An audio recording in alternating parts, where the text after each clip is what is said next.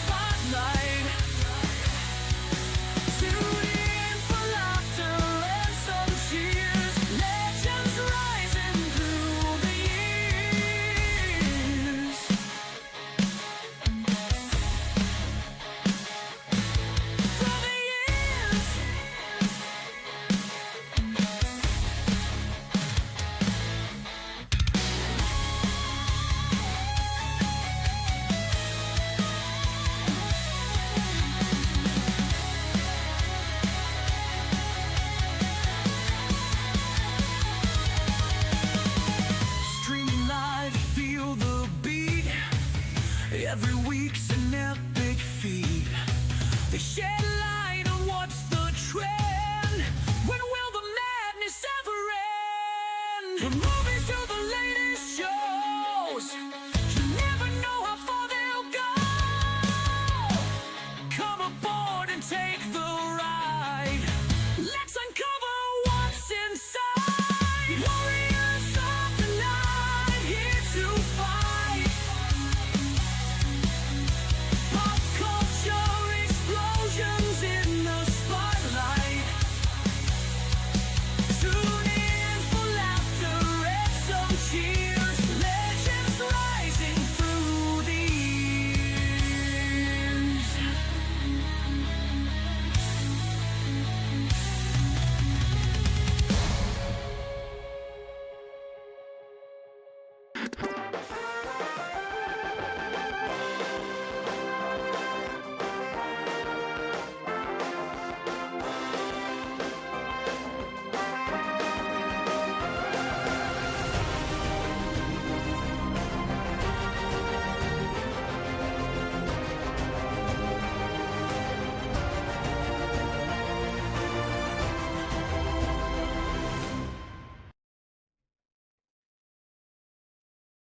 Hey, everybody, welcome. It is Tuesday night. Is it Merry San Diego Comic-Con Eve, y'all, because tomorrow kicks off the festivities.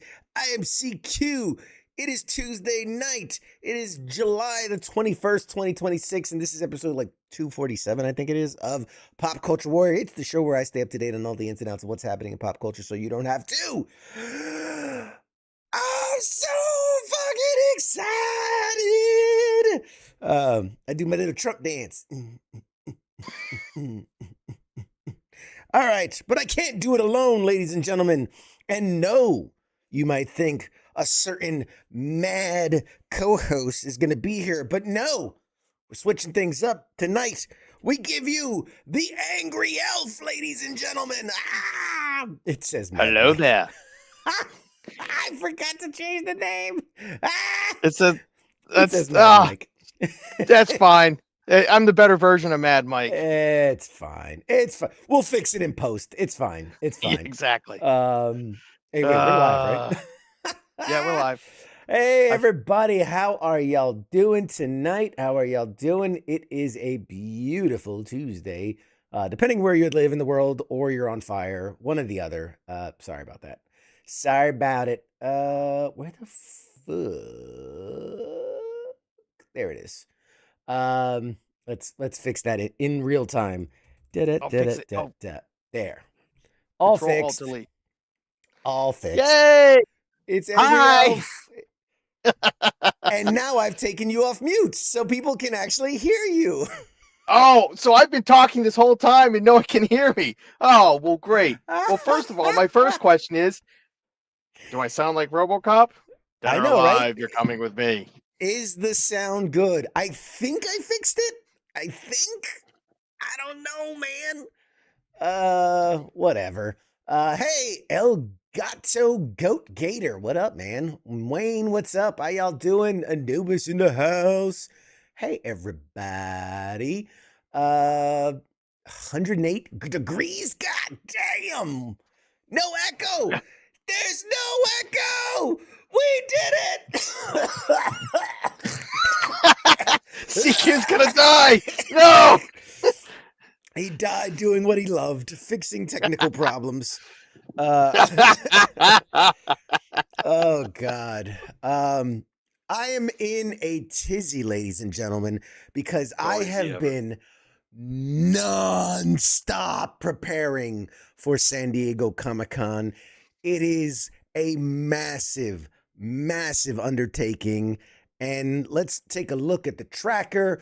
We are currently tracking 54 confirmed events for us. What is a confirmed event? It means anything I don't have to stand in line for because I don't do lines, but press events, panels, signings, photographs, activations, pop-ups, appearances, after parties, all of it and more. Our boy Angry Elf got to take a quick gander at the chart. What? Any thoughts? What are your thoughts when you see it all on paper? Yeah, you're gonna need a bigger boat. You're gonna need to bring a lot of double time with you. The sponsor of today's show. A lot of double time. Stay hydrated. It's California. Yeah. California. Hey. Oh boy. It is going to be intense. Okay, so I'm taking Nemo and Plague with me, and they've never been. But they've gone to, like New York Comic Con with me. They've gone to Awesome Con and a Philly Expo and all these different things. And I was like, it's not the same. It's not. As a guy who's gotten to New York Comic Con 13 years in a row, like, I've always been like, it's okay, it's a little bigger, whatever. It's the same shit. No, it's very, very different in so many ways.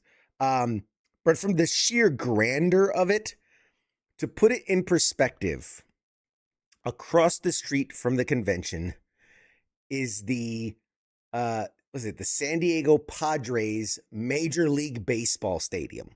This is a major league ballpark, and it is dwarfed by the convention center 3-1.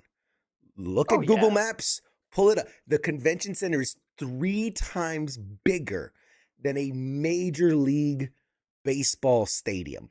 It is insanely huge. And then, which I was curious, so I did the numbers.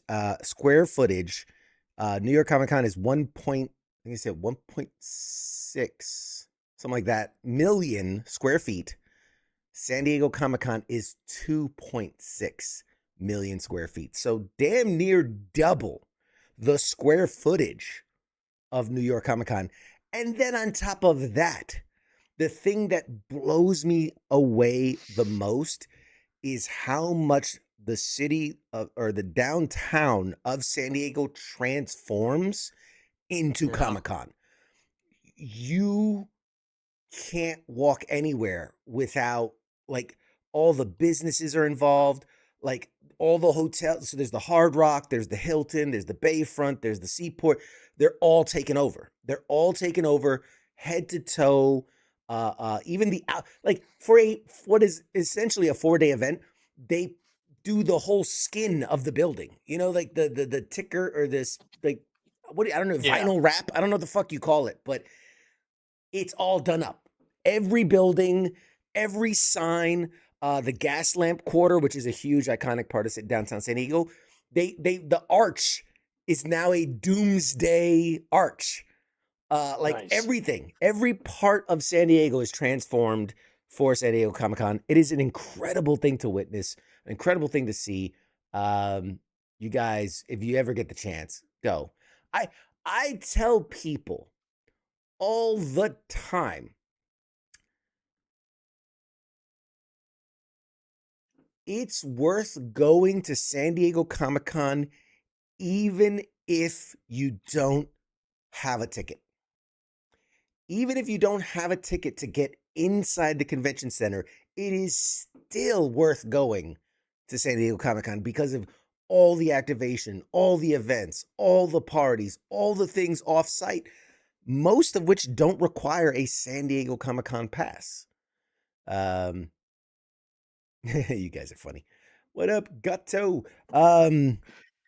So yes. Oh, and before I forget, stay tuned in the second hour as we're joined by writer, author extraordinaire, award-winning author, Siang Lu.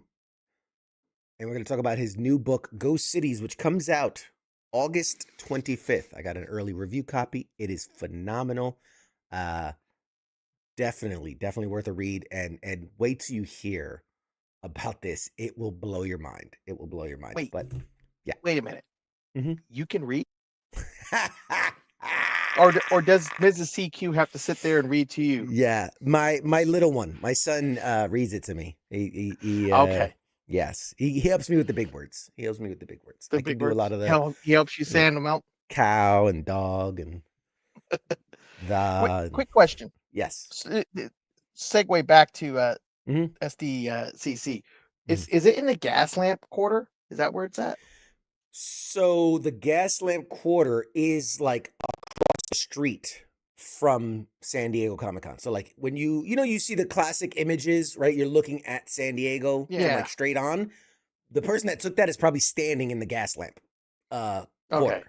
So it's like you're like literally you're So I back just to it. looked up. Yeah. I just looked up, to look at hotels. I'm on my Hilton app because I'm a Yeah. Hilton snob, Oh right? yeah. Don't look And at I'm the looking Bayfront. at Oh no. I mean, I just look actually. Wait, the Bayfront. Yeah. Don't look at that one. That's Well, anyways, I was just looking at the gas lamp quarter. mhm. You know how much it is per night for a hotel there? You Tell want to take me. a guess? I wouldn't know because I ain't staying there. I ain't got that many Patreon followers. $1,500 a night. Yeah. A night, and that is with, Yeah. and that's with the the government rate. $1,500 a night. With the government rate. Dude, it is insane. To understand though, a lot of times the main hotels that are in like literally within walking distance of San Diego Comic-Con is like the Hilton Bayfront, the something Seaport, the Hard Rock, and there's something else.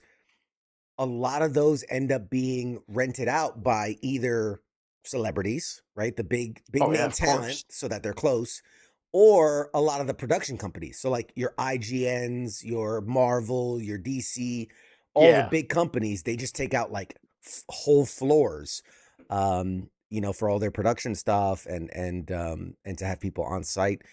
So yeah, normal people, us normies, there's no way you're staying unless you're fucking loaded.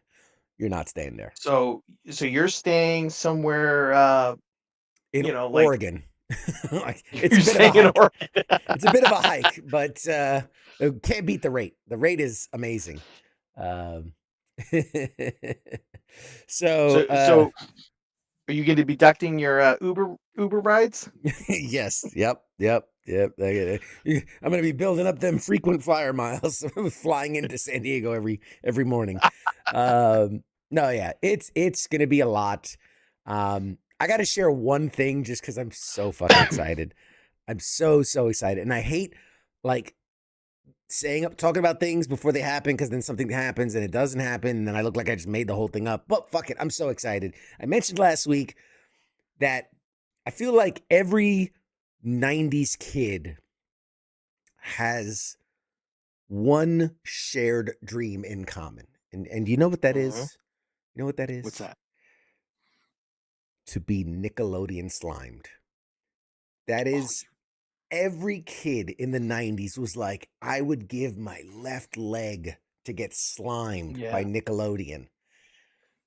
Ladies and gentlemen, at San Diego Comic-Con 2026, CQ, host of Pop Culture Warrior on WTF Nation Radio, will be slimed by Nickelodeon right there at, I think they're calling it the Funergy Center. Or I don't know. It's some pop-up that the Nickelodeon's doing, but it is confirmed. We're locked in. It's happening. I'm getting slimed by Nickelodeon. Oh my God. Who was the host of Double Dare? Was it Mark Summers? Mark Summers. Mark Summers. That sounds right. Will Mark Summers be there to slime you? Is he still alive? I feel like I'm gonna have to Google that. He can't be that old. I mean, he was an older guy back on Double Dare. He's got to be in his like 70s now, 60s, 70s. 30 years ago, man. Late 60s. Mark Summers is a young 74 years old. I told you. Late 60s, early 70s. CQ, yeah, dreams do come true. Yes. But like that's the tip of the iceberg. Think about this. If that's the thing I'm willing to talk about early, imagine the things that I'm not talking about. But it's gonna be someone may or may not be getting trained as the next Green Lantern. I'm just saying there's a Lanterns Academy happening at San Diego, and rumor has it they're looking for a new guy. I mean, I'm just saying. Yeah, but you got a problem there, kid. I don't have enough fingers. Yes, you're missing the one finger that you're missing is the one finger that goes on left arm. Right. Real question: who's training you? Is it going to be Ryan Reynolds? I wish. I'd let him do things. I'd let him do more things than train me. I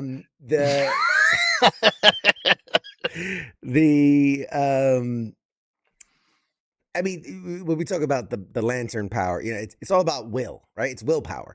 Yeah. And I'm like, do you know anyone that has more willpower than me? That I just will things to happen, and they do. So I'm basically a Green Lantern without a ring. So I make things materialize by sheer will alone. Well, yeah. I mean, can you argue? Can you argue that? Can you? I mean,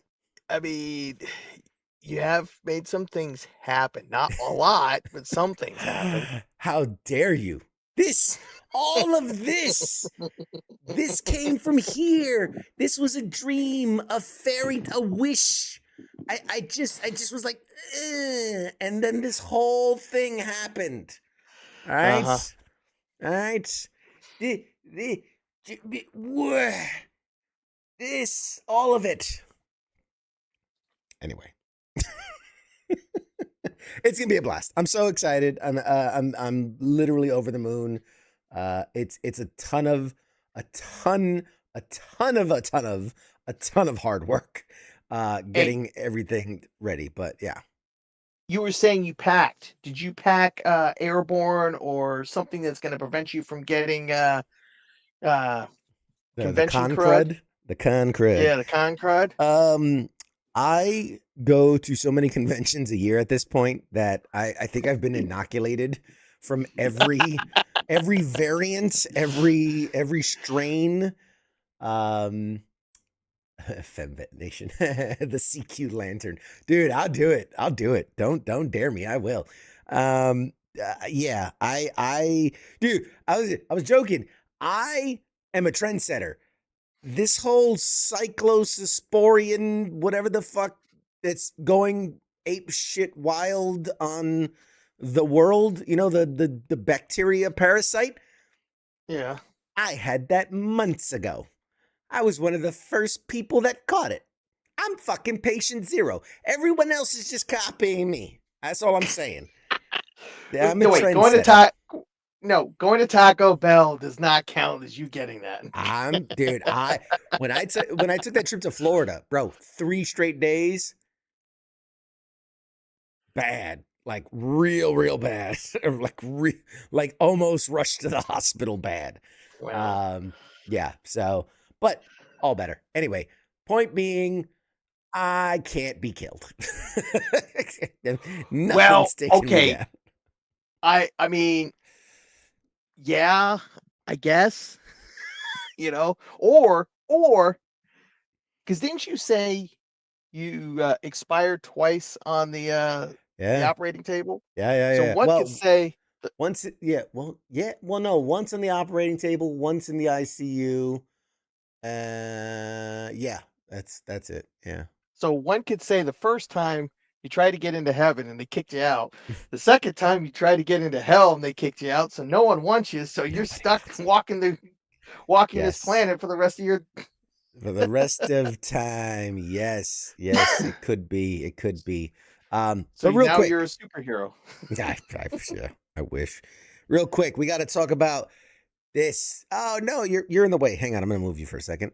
Oh, They've shown it. They've shown it. We've seen it. Let's bring you back. The Doom. He's coming. dude. The Doominator. They finally, they released the trailer for Avengers Doomsday. Oh boy. It's a lot to unpack. Yeah. We've got old school X-Men. We've got new Avengers. We've got classic Avengers. We've got Steve Rogers is back, and we get Doom. And in what is arguably the coldest moment in Marvel history, you've got Thor coming full charge with Stormbreaker, the weapon, mind you, that went through the Infinity Gauntlet at full power. Yeah. And you got Doom just being like, bruh, chill. Hold up. Wait a minute. Like, he just, how disrespectful that, like, you're not even worth enough energy to, like, like, he just two-faced. I do that to my kid, like, no, you know, and he just hit Thor with it. He hit Stormbreaker with that. I don't know. I mean, they want. El Gato said, "Why does Angry Elf look like Luke Skywalker?" That's because I am. Because he's aging like a potato. That's why. Yeah. She didn't say which version of Luke Skywalker. It's the one from Yeah. like the last movie where Jake he's Soywalker. he's all decrepit. Yeah, but I mean, Well, I man, mean, magic versus magic. First of all, Stormbreaker is not it's magic. magic. It's not magic. Yeah. And It's second of all, celestial. It was born out of the heart of a dwarf star and imbued with the elven something. I don't know. and Doom uses technology and sorcery. Yeah, yeah. He is. I mean, for the layman, he is Iron Man, smart with machine, and Mr. Fantastic level genius, and Doctor Strange level master of the mystic arts. Like, all into one package. Because he's in the comics, he's been he's stepped into the roles or equivalent roles of all three. He's been Yeah. the Sorcerer Supreme. He was what version of Iron Man was he? He It was was like the Irredeemable Iron Man or something like that. Yeah, yeah. Yeah, for a while he was he was a version of Iron Man. So yeah, I actually I'll take it. I'll tell you this. I'll take it 2 steps back. Though I'm interested in Doomsday. I want to see what are they calling it? The redux of Endgame. Yes, they're bringing back Endgame to theaters to lead up because the Russos have basically gone on record and said, look, not to Yeah. discredit the entire phase that we've gone through of Marvel movies, but they've basically said Doomsday is a direct sequel to Endgame. Like it literally leads into it. So, you know, again, not to discredit everything that's happened in this phase, because there was some good stuff. The incursions in Multiverse of Madness and, you know, the TV series I thought were great. WandaVision and Hawkeye and all these. Yeah. But they're saying the events of that basically set up this. And obviously, you know, I'm assuming the Avengers playing all willy-nilly with the time stream has caused some irreversible damage to the multiverse. And now we're getting incursions. And now they're gonna fight. And what I've heard is it's not just initially it was like put out, it was like gonna be in credit scenes because Endgame originally didn't have any end credits. But now I've heard that there's gonna be scenes sprinkled through the movie, and it's not one of those things where, okay, yeah, I could sneak into an Endgame showing at the last like 10 minutes and catch everything. No. So now I'm Yeah. gonna have to go back and sit through 3 hours of Endgame again. Worth it. So Oh, of sorry course. for your loss. Watching the most epic movie ever made in modern cinema. I wish I could. I wish I could go bop my head and forget it and go see it again. Yeah. Especially my two favorite scenes, though they're please. pretty much back to back, is of course Captain Captain America America picking getting up the Mjolnir. Thor's hammer. Yep. Yeah, and then the epic portals opening, and he finally says, Avengers assemble! Oh God, Yeah. man. Now how Chills. awesome would that be if there was an additional portal that opened up, and then there's Deadpool sitting there going, Cap, oh Cap. He's just riding his little like pony thing, his pony stick. You know, he's just dude, there's so much. There's so much. I am. How does Stormbreaker summon the Bifrost? Why are there runes engraved on it? Inquiring minds want to know.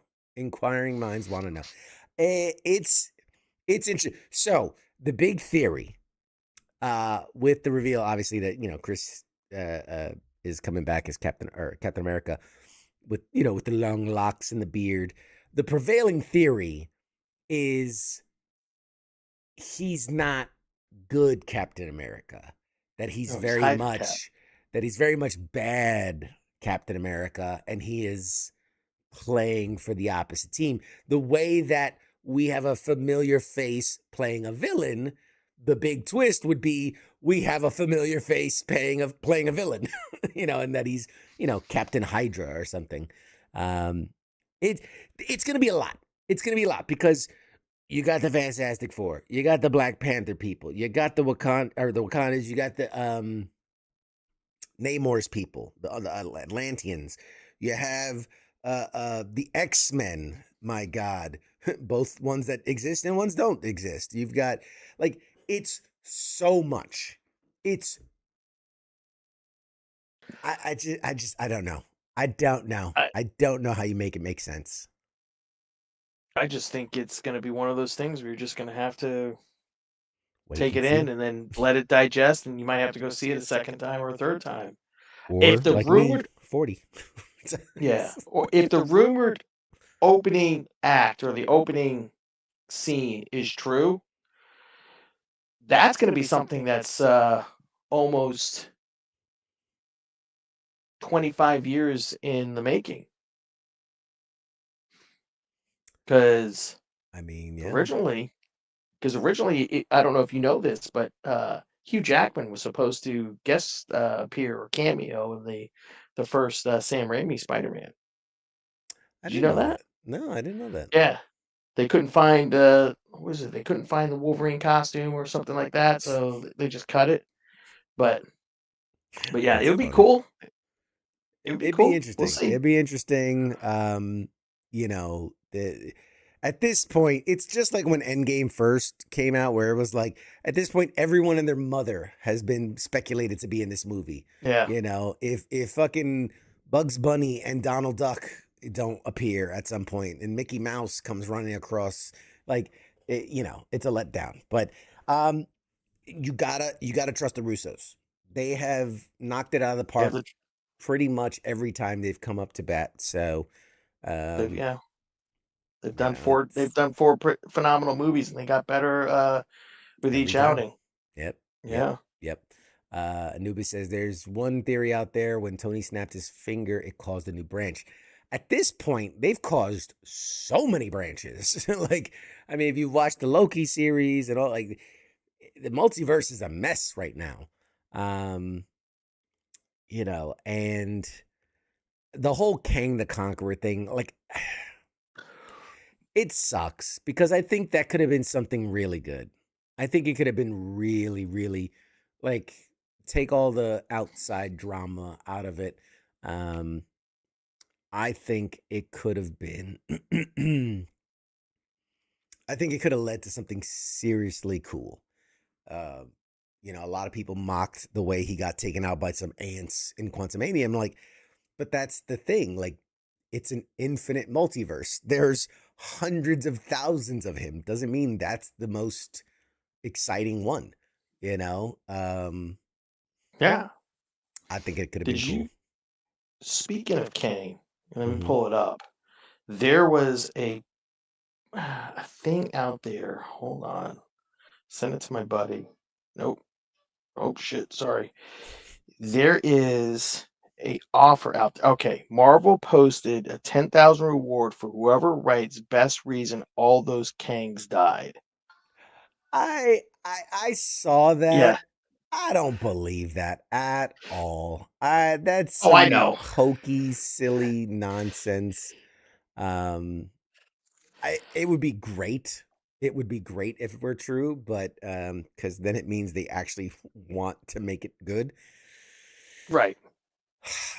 I don't believe that at all. Uh, In other, it'd be but no. I was gonna say it would be interesting. It would be fun.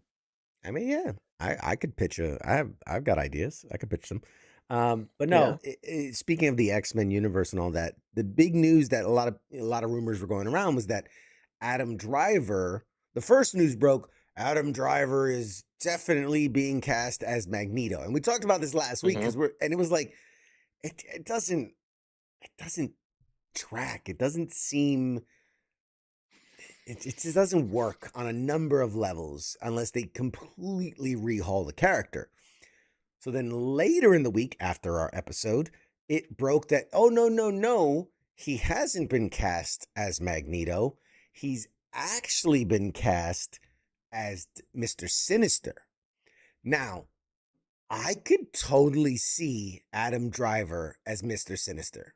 I could see it. I could see it. I mean, typically you want a very big, imposing figure, but kind of like a Slender Man version where it's kind of, you know, It's he's fairly big. He's like in it. I mean, he's a taller guy, but he's kind of lanky. He's not all that Yeah, physically, and when you see classic Mr. Sinner, it's like the Rock body, like where it's just all bulky and big. He's not a very yeah, but svelte guy. he could get there. I mean, he's a former Marine. Listen, I think I think go I think like I think it could work. I really do. I think it could work, and I think you go away from the typical overblown, like make him more menacing, make him more um creepy to look at than just, obnoxiously large. I mean, he's 6'2". He's a tall guy, yeah, but he's just very lanky. He's like a beanpole. He's lanky. Oh yeah, no doubt. He's a lanky dude. But yeah, so that was the thing. But then even later, Yeah, I saw Marvel that. Yeah. officially came out and said, "Look, have we sat down with Adam Driver? Yes, we have. Have we offered him roles? Yes, we have. He always says no." He said, "At this point, it's become a tradition here at Marvel. Every time we have a new project, we pitch it to Adam Driver, and he tells us no." So now he has not been cast as neither Magneto or Mr. Sinister. So get it out of your heads. It's not happening. At least not for a little while. The other news, and you're a PlayStation guy, so Yes. I'm curious. Again, not that it's PlayStation related; it's PlayStation adjacent. Yeah. The God of War TV series took a Mm-hmm. massive hit when the Yep. lead actor Ryan Hurst was injured during filming, and apparently bad enough. I think it was like a torn bicep or something like that. It's Yeah. bad enough Torn bicep. that he's going to be sidelined so long that they felt it was just, instead of pushing back the production, it was better to just completely recast him. Now, part of me, the conspiracy theory brain tingles Mm-hmm. once in a while. And remember when they've released the first images of the God of War TV series? Like, they was the first, like, oh, here's our first image of what it's going to look like. People were not happy, Yeah. and were like, the kid's fine, but they were like, he just didn't capture the essence of, Kratos. Like, it just didn't. Yeah. It didn't have the gravitas of Kratos. And part of me wonders, like, if this guy was killing it, if the people were raving about how good he looks and how great it is, does the company go, let's put it on hold, let's get him healthy, let's shoot everything we can without him, and Mm-hmm. then bring him in once he's healthy, and we delay the production a little bit? But it seems to me it was like, he's injured, and the next day they're Yep. like, yep, he's out, we're finding someone else. And it's like, wow, they pulled that trigger real fast. Mm-hmm. So then you can take that conspiracy theory a step further and be like, maybe they weren't happy with him, but because he had the contract, they couldn't just get rid of him. And so maybe they came to some type of agreement going, look, your ass, and this is going to bomb. Yeah. So to save your Mm-hmm. career and to save our production, let's say you got hurt, you take your check, you go away, and we'll find someone else. It seems a bit conspiracy theorist, but I can tell you, in Hollywood, it happens. It Oh yeah. happens. when they have to replace someone for a drug addiction and they're like, they're just suffering from exhaustion. A lot. They're just working so hard. They're all fucked up on booze and pills Hmm. and all types of things. So could he have been injured? Genuinely? Sure. Absolutely. Yeah. But part of me thinks this is all smoke and mirror to just, hey, you suck and the fans don't like you. And we want this to do well. We can't Yeah. afford this not to do well. So you tore your arm. Like, we're just letting you Yeah. know you've torn your bicep, and it was nice knowing you. Which again, if it's me, I got my payday.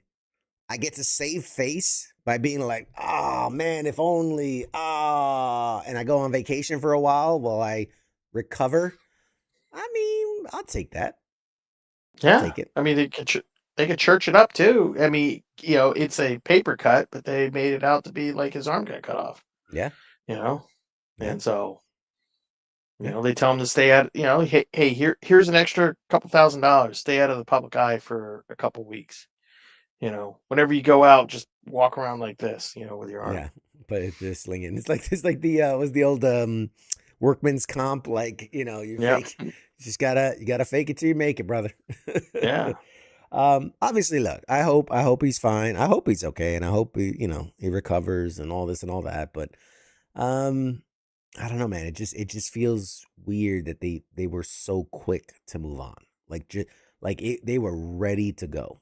Um, you know, Oh yeah. you don't And make an Hollywood is announcement like that until you've got people to call. and Hollywood has slowly, come around to like remember the whole Sonic thing. Remember when Sonic 1 came out and that My first trailer God, came out and people just immediately were like, "Oh, what a Sonic looks like ass." fucking nightmare that was! Straight And nightmare what did they fuel.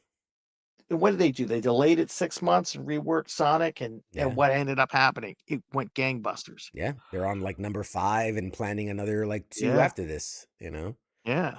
It's a whole I mean, universe they birthed. those movies aren't the greatest, but they're at least decent to watch. At Yeah, least they're to take the kid entertaining. to. Yeah, it's Marsden. It's James Marsden. Y Yeah. What was the meme that was running around? They wanted to see, Marsden Him and with, Rocket. dressed up as him and Rocky. Dude, Yeah, how awesome would that be? That's gotta because happen. that's like his thing now is driving CGI animal characters. He did Mhm. it with Sonic, and he did it with the bunny That and movie Hop. Hop. Yeah. Yep. So you got to complete the trilogy. We'll call it the Marsden ride along CGI ride along trilogy. Got to complete it. In other news,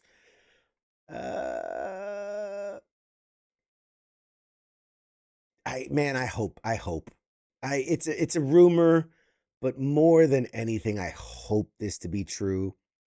Is that Rocksteady is reportedly creating a Batman Beyond video game.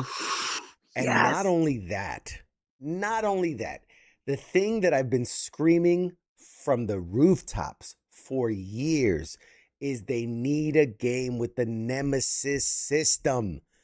The Nemesis is, look, I Mhm. am not a Lord of the Rings guy at all. Never liked the books, wasn't a fan of the movies. I just never got around to it. The one thing, the best thing, in my opinion, that ever came out of J.R. Tolkien's fucking brain of that whole fantasy world was Shadow of Mordor and Mhm. Shadow of War, the loosely tied in Lord of the Rings games, simply because, I mean, the action was good, the fighting was good, the powers were good, Yeah. but the Nemesis system was one Mhm. of the most groundbreaking as a person who's been playing games since 8-bit. Like, I've seen it all. I've played it all. But the Nemesis system was truly Yeah. amazing. For those that don't know, basically, you're working up the ranks fighting these like essentially they're bigger and bigger bosses. Like there's like the the street level boss, and then he's like the mob boss, and then the bigger boss, and then Hmm. and you work your way up to like the king, whatever. But these ranks, like you could go straight and fight the top guy. You're gonna get your ass handed to you because all his fucking capos Yep. come in and whoop ass. So you strategically work your way up. But every fight that you engage, whether you win or lose that fight and Hmm. respawn or kill the guy, the game remembers it. And the game remembers how you killed them. And then, like, I'll never forget, like, I fought one and I chopped his fucking head clean off. And I was like, ah. And then later on, as I'm just exploring the wilderness, he shows up and he's got freaking bolts in his Hmm. neck, putting his head back on, and he's like, you won't be so lucky this time. And then, and like, they call back your previous fights, and then their abilities change. So because I cut off his head last time, like he's like wearing like an iron freaking collar, so you can't cut off his head this time. And like so they learn from it. Or if it was a guy that you set on fire and killed, like he's all burnt up now, but he's immune to fire. Like it was so fucking ahead of its time and so cool.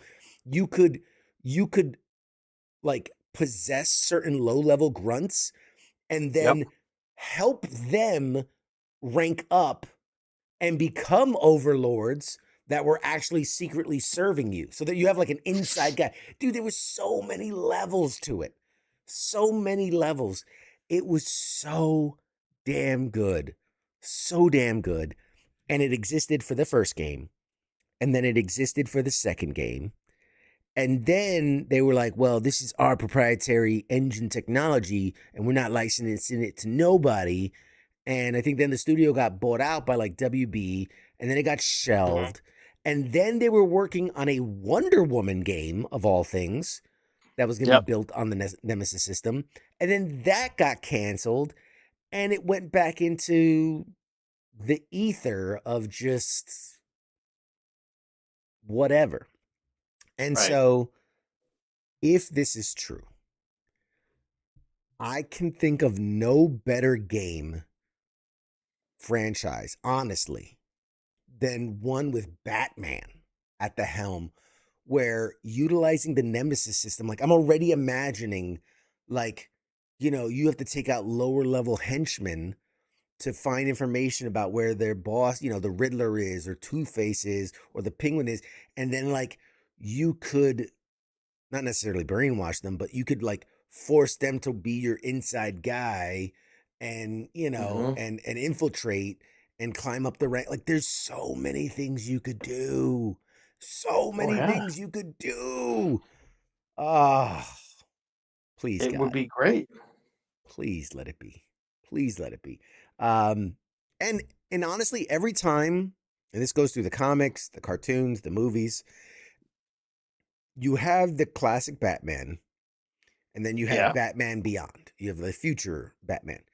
Hmm. That kind of middle time, that gray zone, hasn't really been explored. That transition Yep. from the old way of doing things to the new way of doing things or the futuristic way of doing things.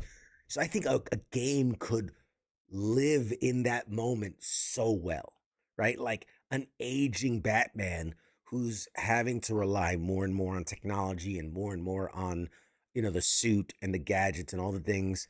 Um, and having to outsmart his opponents rather than just beat the shit out of them, because he's Yeah. getting older and he's getting slower.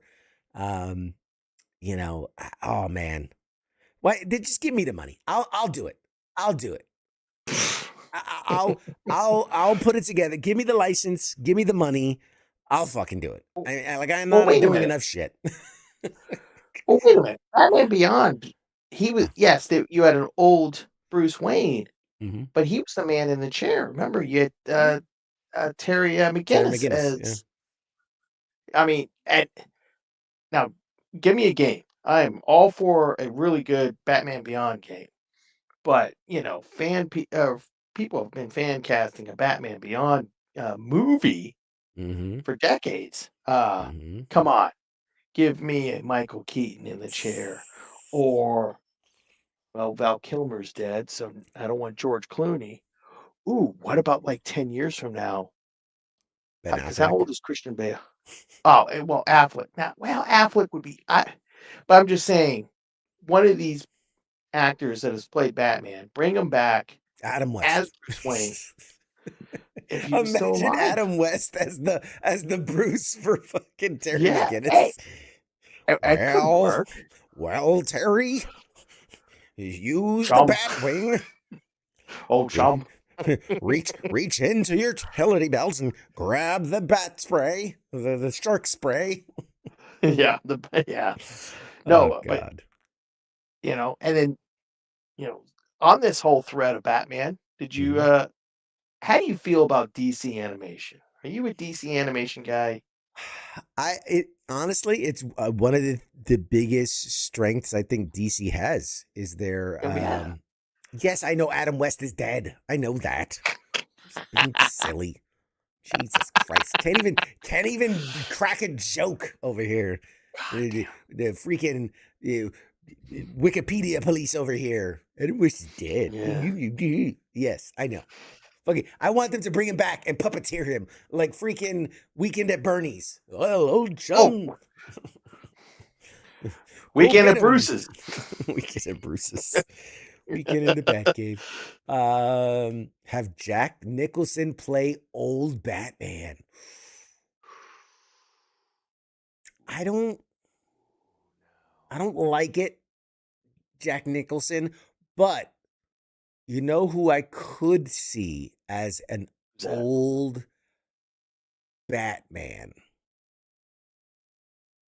I'm going through my list. Hang on. Hang on. I'm going through the list of the Rolodex of players.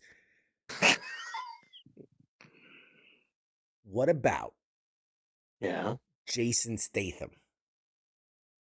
as an old Bruce Wayne?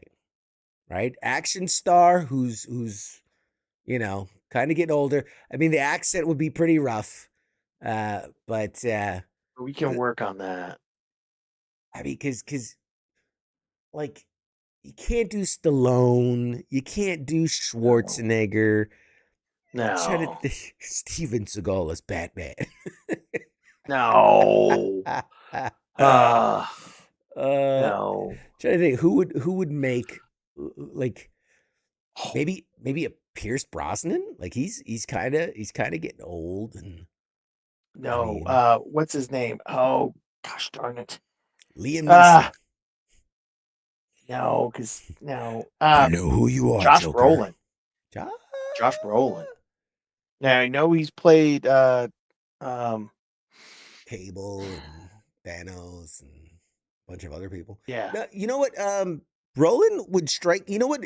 He does strike me as he strikes me as like a Frank Miller, Yeah. like the old Dark Knight Returns Batman. That Brolin, Yeah. I could see as like a Dark Knight Returns or Batman. Christopher Walken. Oh,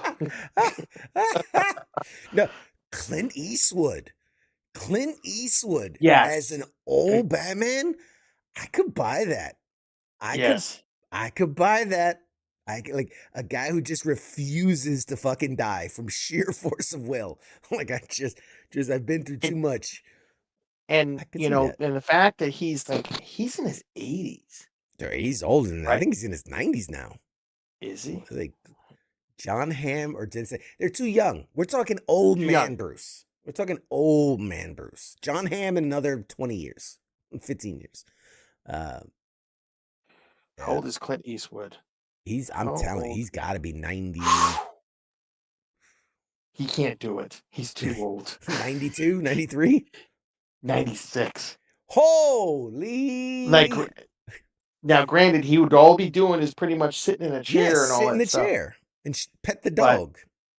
yeah, it's just I'm just saying, like, I don't know. I don't want Yeah. it to be like an Orson Welles situation. He finishes his last role, does like one interview, and before the movie even comes out, he croaks. Yeah. I mean, what a way to Um, go out, though. Yeah. I'm just saying. But no, yeah, you're right. You're right. Yeah, man. That would be. I'm sorry. Now I'm just fan casting a bunch of people in my head. Yeah. Oh man, that'd be great. Anyways, back to DC animation as you fan Yes. cast. Yes, the easy animation. Talk about it. Batman Nightfall Part 1 has an official release date. Yes. They've been talking about this It'll forever. Yes. So August 25th, it'll be out on digital, and then September 8th, it's supposed to be on disc for home release. So I will tell you this right now. August 25th comes, if they've got the option to rent it, I will.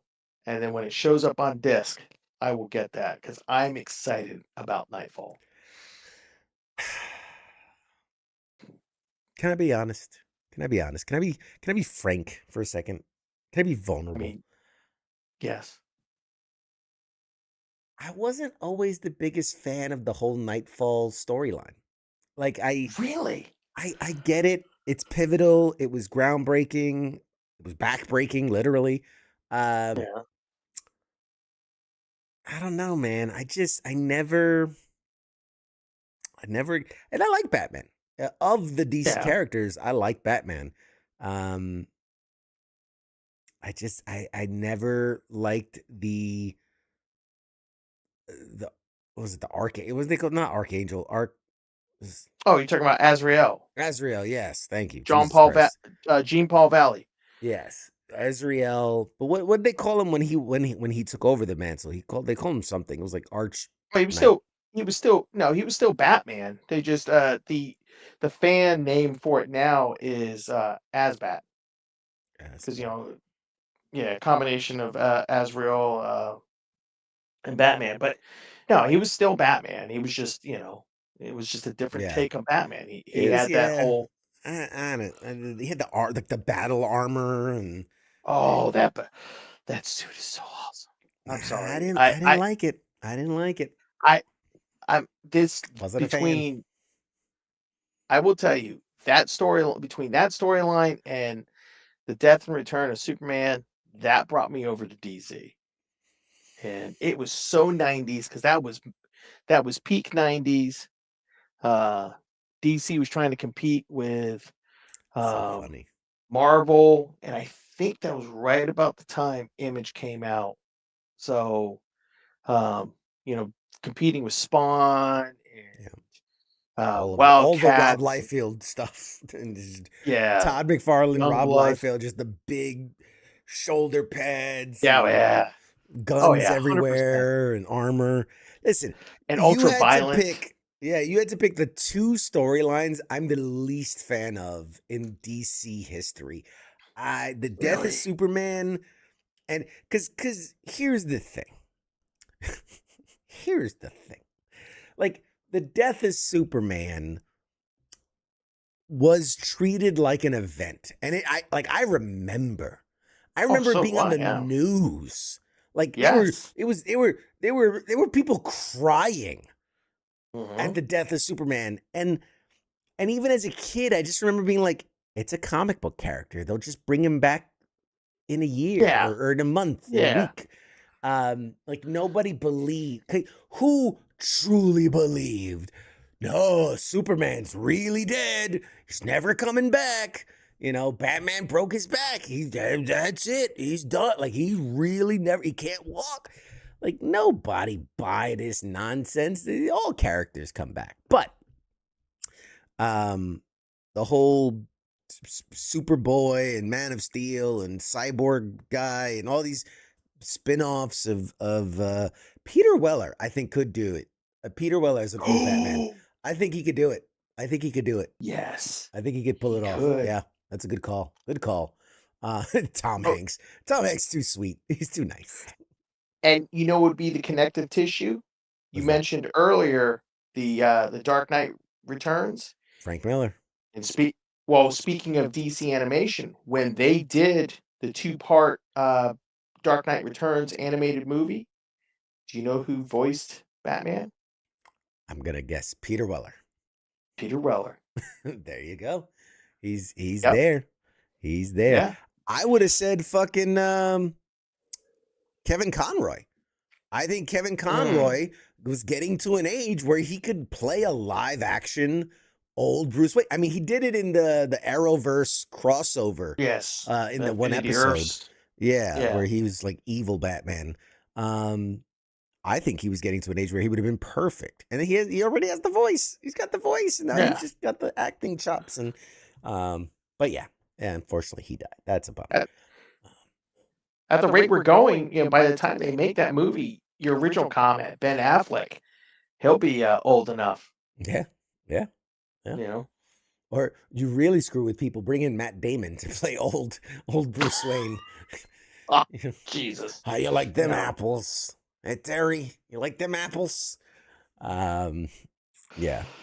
But anyway, we are getting closer to the top of the hour, and we do have a guest that's going to be joining us any minute now. Mr. Angry Elf, let me ask you this. Well, before we sign Yes. off for the break, anything you're excited about Comic-Con? Like, is there any announcements you're hoping to see? Surprises?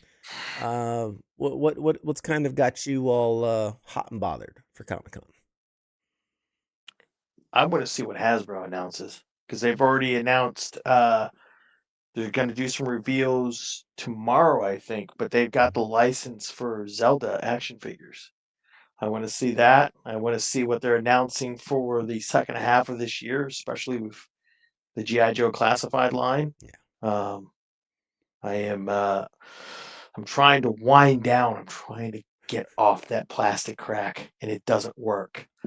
They keep I've reeling him told back in. I know. I've told myself there are certain figures. If after they release these figures, that's it. You're done. How many times have you said that? After this one, I'm done. I'm really done. Yeah. Oh no, no. I've said I've cut back, but this time it's for real. I'm at the point now where I'm like looking at stuff and I'm like, I passed it up. But then again, I told myself last year, no more turtles, no more Ninja Turtles. And in the last month alone, I bought the Street Punks turtles and I just bought the Fortnite turtles that they released. Yeah, I got a problem. I like turtles too much. And I'll tell you, Hasbro, man, they've got their fingers in everything. Yeah. I mean, between their collaboration with Wizards of the Coast and the Magic the Gathering stuff, Yep. the toy lines, everything. One of the big announcement that Hasbro made was they're teaming up with this artist called I think it's Brian Cook. And Mhm. his whole, I don't know if you've ever heard of Brian Cook, the artist. His whole gimmick, his whole thing is Yeah. butts on things. Oh, yes. Butts on things. So it'll be like a taco with a butt, a potato with a butt. Mhm. It's a building with a butt. Like that's the Yep. whole thing. And Hasbro just put out this huge announcement. We are so excited. Like they had like the VP of the company put out a press. We're so excited to work with Brian Cook and see what he can do with our incredible IP. And like it's like Mr. Potato Head with a butt. It's gonna be the With a butt, Monopoly yep. Man with a butt. Like it's The butt. it's Yep. like what else is he gonna do with it? But like I mean, God bless him, dude. I no bullshit, no bullshit. I remember seeing him it was like New York Comic Con. This is like 5-6 years ago. And he had this Mhm. tiny little booth. And I just remember butts on things. And I walked by and I stopped. And then I went back and I'm like, butts on things. And I was like, that's weird. And I'm looking, it was little cute drawings and a Starbucks cup with a butt. And like all these things. And I was like, I can see it. It's adorable. It's like it's not meant to be provocative or Yeah. anything. It's just cute.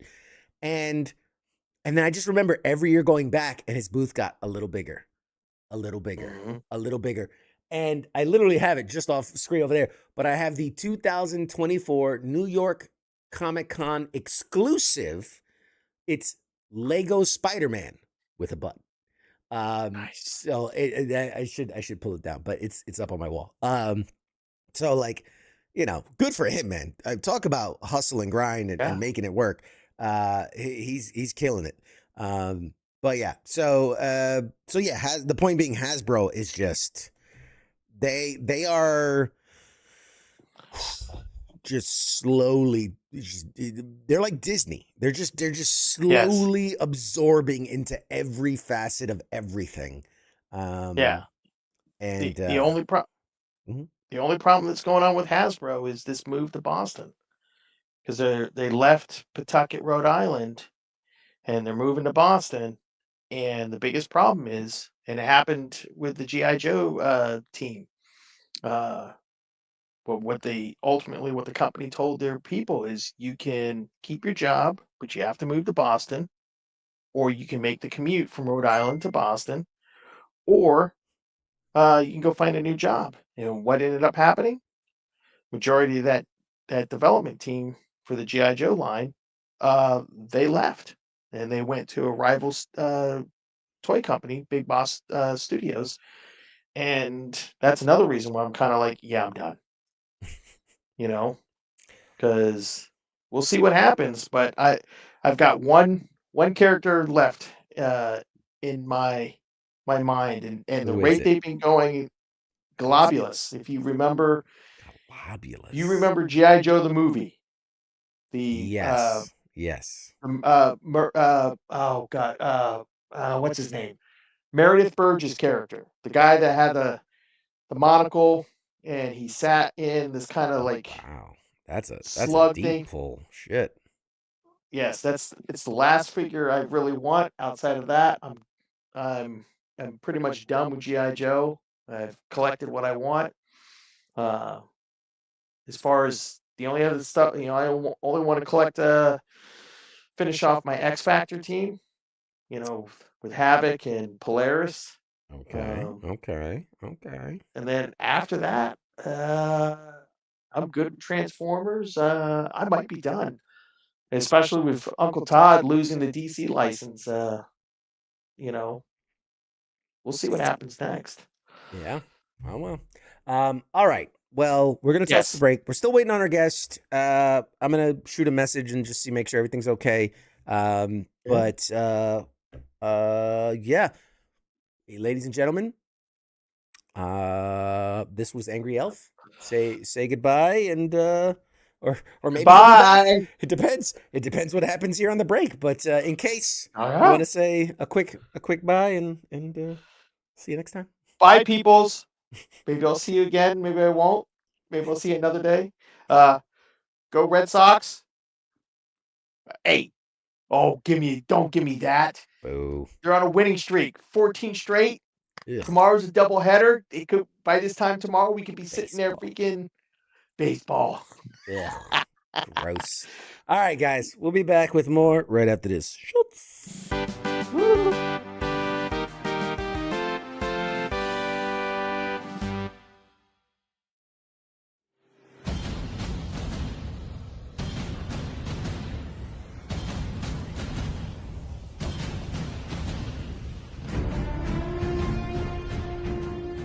Hey, you there?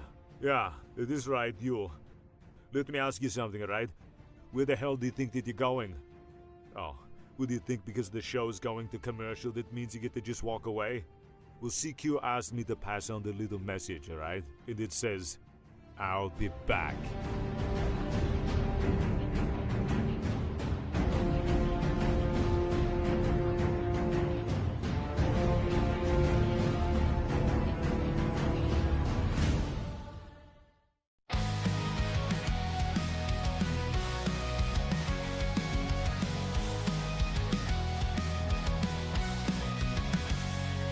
In the shadows of the city bright, where heroes rise and take the fight, there's a voice that breaks the night. It seeks you at the insight. From the comics to the silver screens, talking legends and those crazy scenes, pop culture trends and hidden themes. CQ reveals what it all means.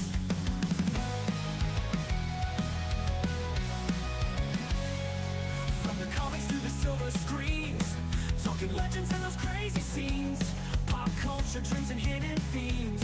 CQ reveals what it all means. Pop culture warrior here to ignite. guiding through the tales of light. We'll take you leading the charts so bright. We're ready for another flight. Pop culture warrior here to ignite. Guiding through the tales of light. We'll seek you leading the charts so bright. We're ready for another flight.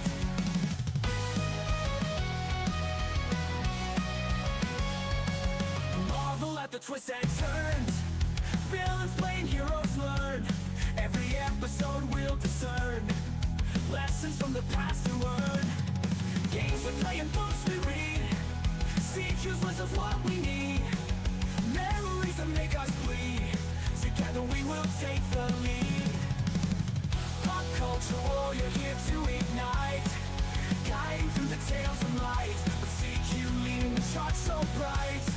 We're ready for another fight. Pop culture warrior here to ignite. Guiding through the tales of light. We'll seek you leading the charts so bright. We're ready for another fight.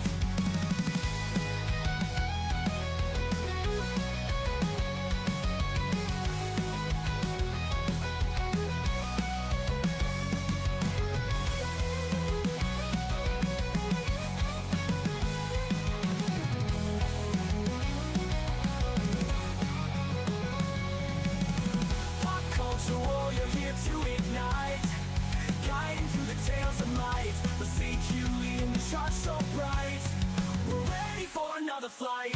Pop culture warrior here to ignite. Guiding through the tales of light. We'll seek you leading the charts so bright. We're ready for another flight.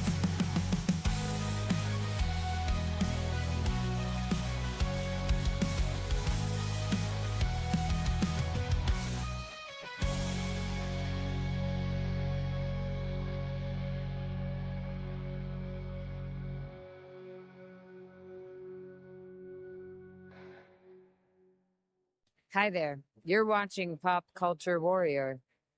This is the way.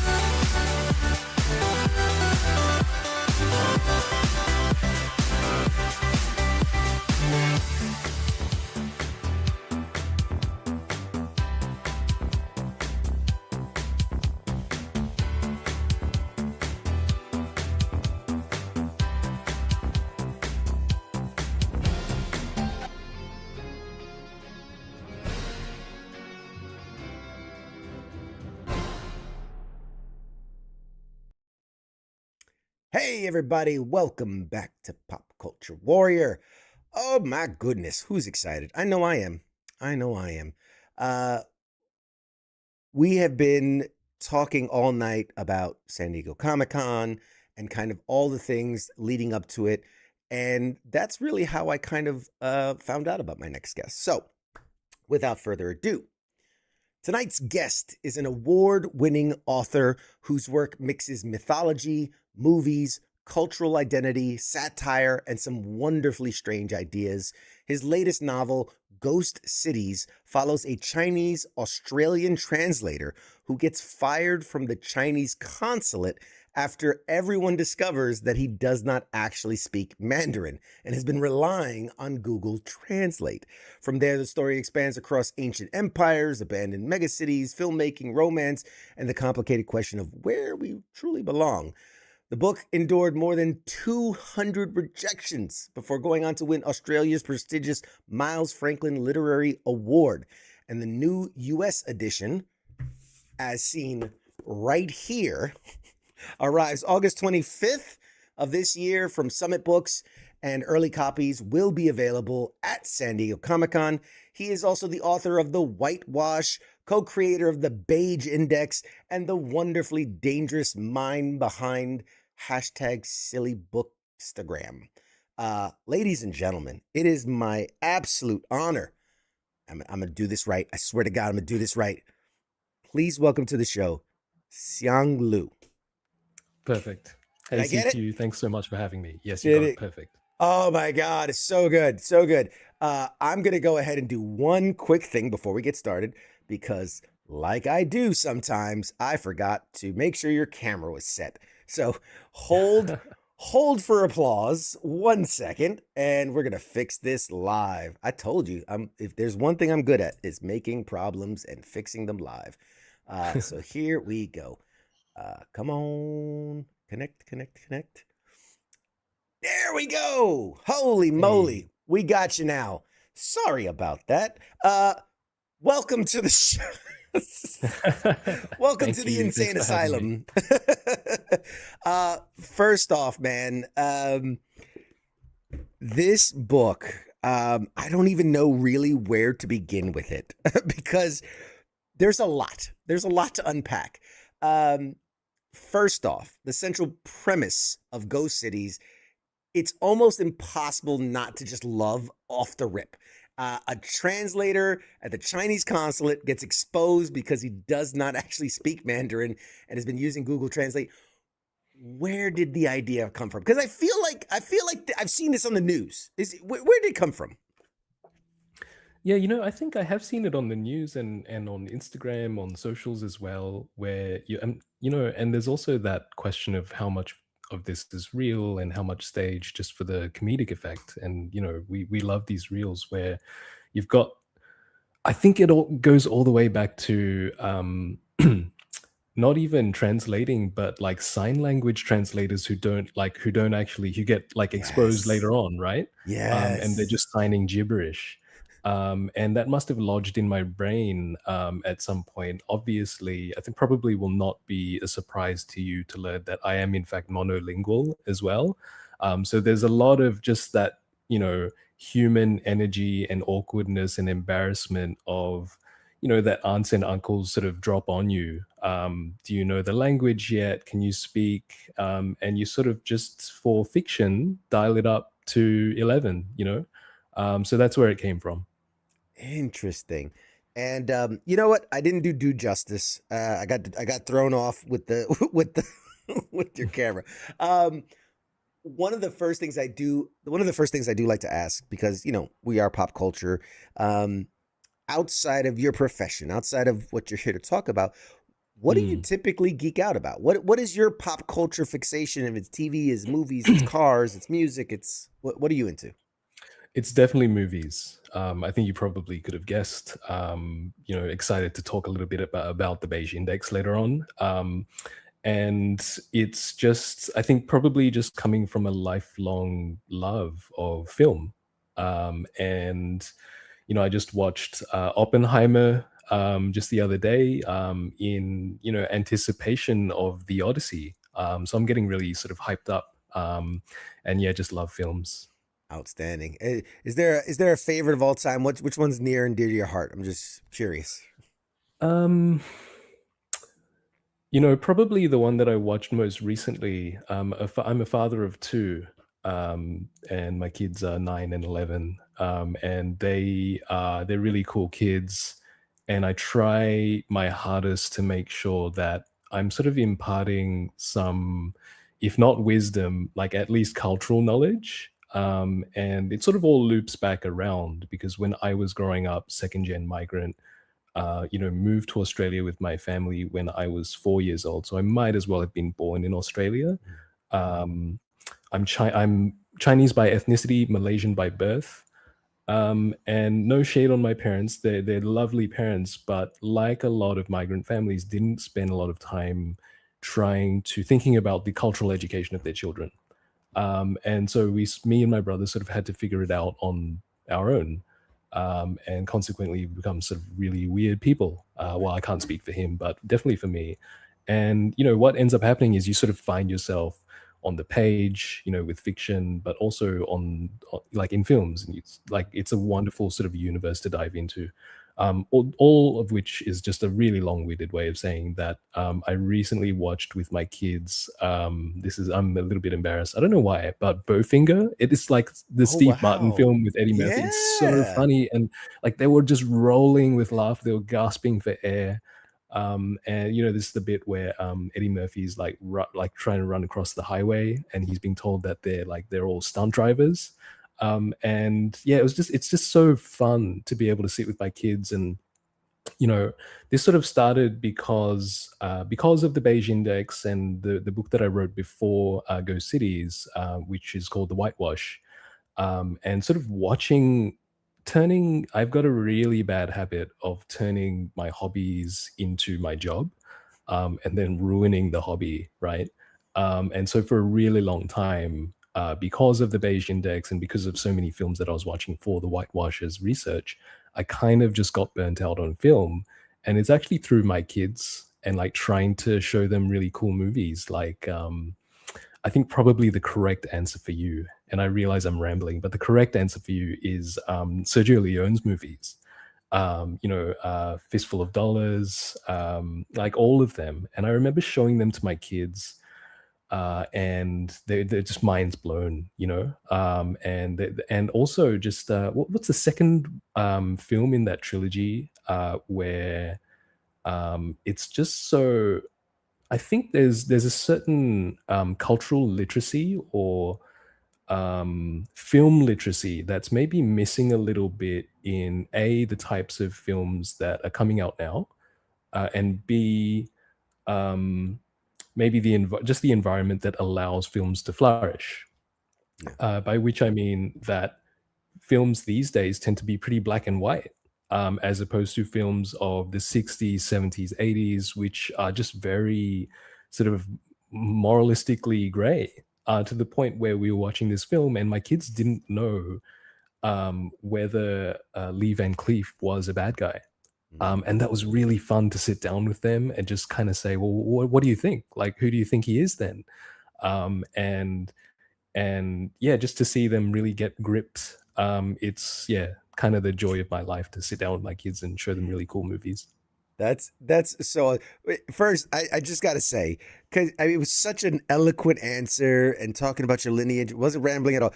And so when you drop Bowfinger, oh my God, that was so. I'm clipping that and I'm putting it everywhere because it was so good. And I was like, he's gonna say something really, thought provoking. And it's a wonderful life. And then, Bowfinger. Oh, I love it. I love the movie. It's phenomenal. Thank you for sharing that, because that's all. My kid, he's on Roblox. He won't watch a movie with me. He refuses. I wish I had a kid to share movies with. Back to your book, because it's so fascinating to me. The character's name is, and again, forgive me, I want to pronounce it right. Jiang, is that how you would pronounce it? Yeah, I think it's slightly different, but you can just sort of default to the same pronunciation, Siang. I will say, tongue in cheek, I have gone on stages and on podcasts and shows and have said, look, pronounce Siang, spell with an X, no relation to me. Obviously, there's a little bit more to it than that. But yeah, it has been fun sort of playing with that expectation with identity. Yeah, because I was like, my thought was, how much of that is you kind of inviting readers to confuse the author with the character? Yeah, 100%. Yeah, it's absolutely sort of a door that I'm trying to usher readers through. For I was going to say nefarious purposes. They're not nefarious, but it's just the playful sense of things, right? And it's not anything new. There have been tons of authors who have sort of played with the metafictional device of, is this the author? Is this myself? Stephen King appears in his own books. Jonathan Safran Foer. I mean, they were just like there's a strong lineage of authors. I was going to swear. Am I allowed to swear on this show? Absolutely. Go for it. So, Fucking yeah, go just for it. authors fucking around with their image. And, I was really, really delighted to have gotten an endorsement from Mark Lehner, who sort of made an entire career out of poking fun at the Mark Lehner persona. And so, yeah, it's been really, really fun. Obviously, I can say hand on heart that I myself have never worked as a translator, have never been fired because I've relied on Google Translate. But, there is, unsurprisingly, a lot of similarities between myself and this character. Right. I mean, I always remember hearing in school and in the craft, like, write what you know about, right? Right. What comes from, like, what you have experience about. That it makes sense. Every character is a part of you in one way or another. Absolutely. And you kind of touched on it when you were talking about lineage, and it made me think about like parents wanting their kids to adapt to this new world and maybe holding back, so that they can assimilate better, in that it's the double-edged sword, right? It helps them assimilate, but it also takes away.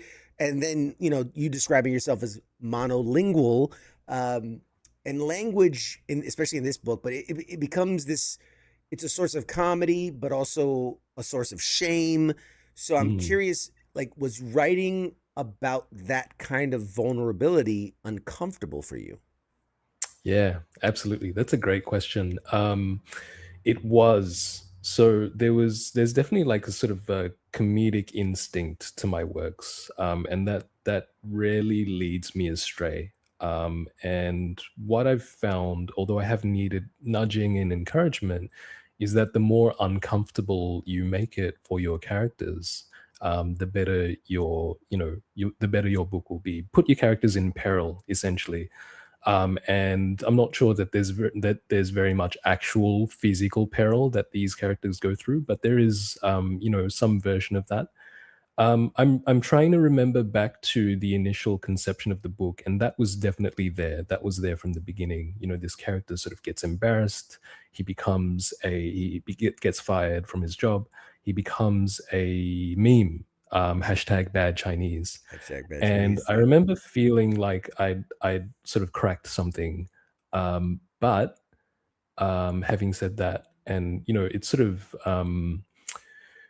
the author sort of has to be careful that they don't take all the credit for the story. There are so many other people who have an editorial hand in it. And I remember an early reader giving me this really, really crucial feedback, which was, it seems you're trying to protect your characters a little too much.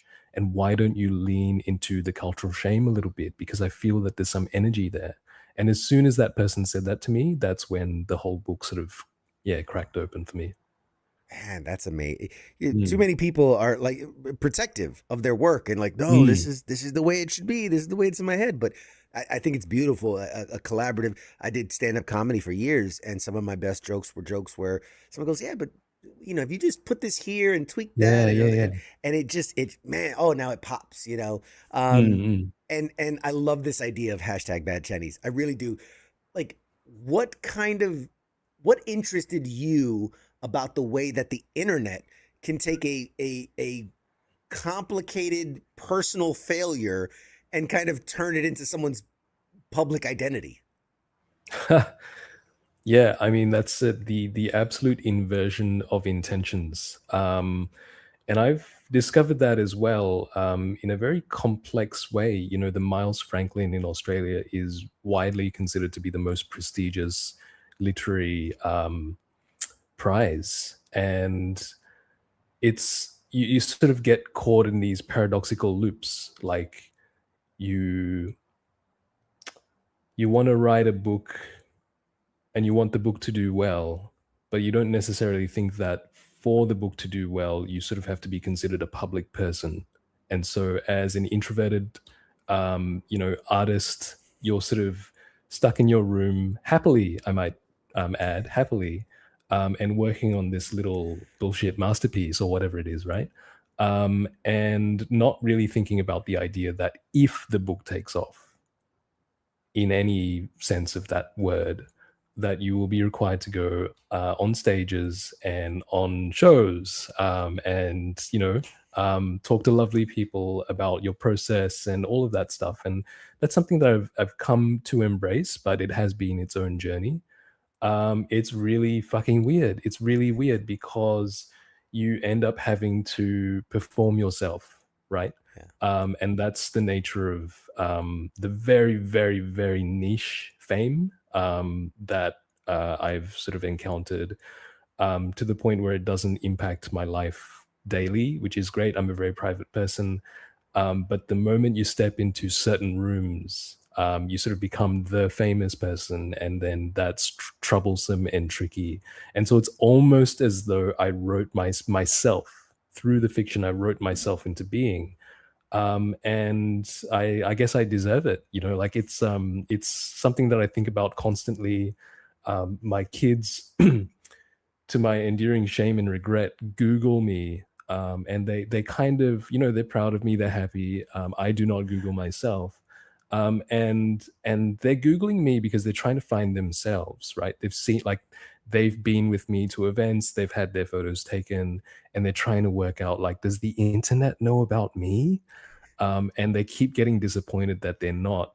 And I keep having to sit them down and tell them, it's not really, and when I was their age, I probably would have thought the same thing. You sort of retreat into your shell in adulthood, maybe. But I sort of remember trying to tell them that it is a double-edged sword. It's not all roses. There are really great things about it, and being on tour constantly and being able to take the family with me to various cool places, that's been really fun. But there is a lot of grappling. I have just been working on this speech because this year's Miles Franklin winner is about to be announced, and so the old news and the old winner has to show up and sort of give the trophy Hand back. off the torch. Yes, exactly, right. It's like Miss Australia or Miss Universe. And yeah, the speech was about the complex nature of whatever it is this public life is. And so I constantly confound myself by how I've gotten myself into this. But yeah, it's been fun, and I embrace it as well. Well, we don't think you're hashtag bad Chinese, so don't worry about that. It's such a fascinating thing. I've never really sat and thought about it, but it makes sense that art, when we typically think of, maybe pop culture and things, actors and directors, it's a very big production, it's things. But outside of that, most art is so solitary, whether it's Yeah. writing or art or even when you're creating music. I mean, typically you're alone when you're creating it versus when you're playing it. But I never really put two and two together, that it's such a lonely, but maybe not lonely is not the word. It's such an isolated kind of, Solitary. yeah, it's a solitary thing. And you really have to explore who you are and what you're trying to say and all these different things. So that's an incredible point. Thank you for sharing that. And you talked about traveling and getting to take your family to these places. And if the internet is believed, which I've very frequently found it's not, I was reading that you and your wife had visited an abandoned theme park outside of Beijing, and that experience helped plant the seeds for this novel.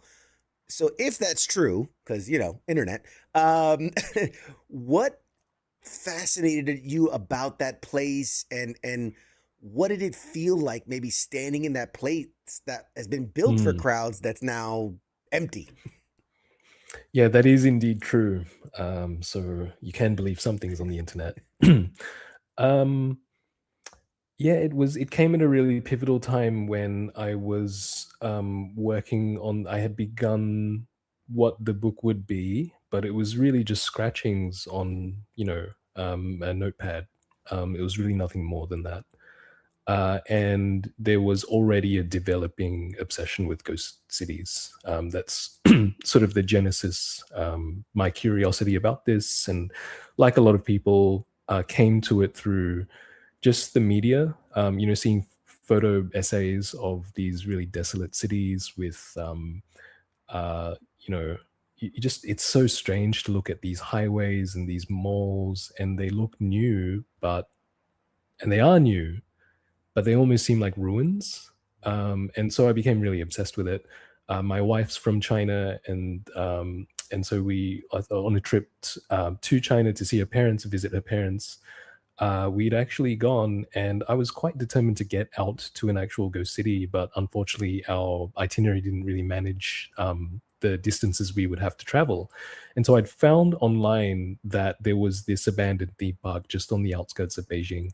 And it was a bit of a trek to get to. This was in the days before Uber, or the Chinese equivalent of that, Didi, I think. And so we'd had to flag down a cab driver to take us to that location. And this cab driver was driving us, and she was really confused because it was obvious we were tourists. And she was like, "There's nothing out here. Like, why do you want to go out here? You already well know that I'm monolingual." So my wife had to speak for me and sort of describe where we were trying to go and why we were trying to see it. And this cab driver was just completely like flummoxed, like, "Why the hell would you go out here?" And so we were driving, we got there, and it was a far enough drive that we had to pay the cab driver to stay there. Otherwise, we would have had trouble getting back. And we got out, and sort of imagined like a smaller Disneyland. The kinds of architecture that they had was sort of these fairy tale castles and things like that. And I just took my camera with me, and we wandered these ruins. And the funny thing was that we, in the distance, once in a while, would see other people wandering these ruins, and they were all Westerners. I consider myself a Westerner as well, and so it was this thing of like, the locals don't know or don't care, and we only have the one cab driver to as my data set. She didn't know, and funnily enough, to pass the time, she ended up wandering the ruins as well, and she was kind of taken with the whole thing. First, the fact that it existed, but second, that she hadn't known about it, and that it took a foreigner to tell her, to inform her that something like this existed. And it was just such an eerie, desolate place that was just full of inspiration that ended up going into the book. For example, and this is not a big part of the book, but later on, and I think to properly set this up, I have to explain that explain Ghost Cities, but also explain the type of modern conundrum that Ghost Cities then usher in. So if I forget, please sort of prompt me. I got you. First of all, Ghost Cities are these empty, desolate cities, but built with an idea that people will eventually move in. And I think it's really important to note that, with a country of billions of people, the town planning actually has to look a little bit different. So I'm not casting aspersions, I'm not jesting, I'm not making fun or poking fun. It's just a really interesting, primarily Chinese cultural phenomenon. And it is a world phenomenon. You see ghost cities everywhere, but I think they've become more associated with Chinese culture. And I think because of the large populations, they have to think about town planning in a different way. And sometimes I do go to great lengths to mention that these so-called ghost cities do sometimes get populated. Not a lot of people really, at least when I've gone on tour and talked about these things on stages, have recognized that, Shanghai's Pudong district, where their airport is, it's like a bustling business district, actually started out as a ghost city. And it's part of the whole real actual city now. So that's important to sort of communicate and remember. Um, and that these cities are fully functional. Like people are supposed to live there. The electricity works, the traffic lights work. There's all sorts of infrastructure, highways, roads, bridges, everything. You're supposed to live there, but for whatever reasons, people don't. And so that's the basic concept of ghost cities. But this thing that I found really fascinating about ghost cities was that, by and large, if you sort of imagine the process of how they come to be, it's the government kind of get like reclaiming the land, like buying the land back from the landowners, and then going, we're going to make a massive urban development here, right? And so where the land is very, very often, I mean, almost always, probably entirely always, farms, just rural areas.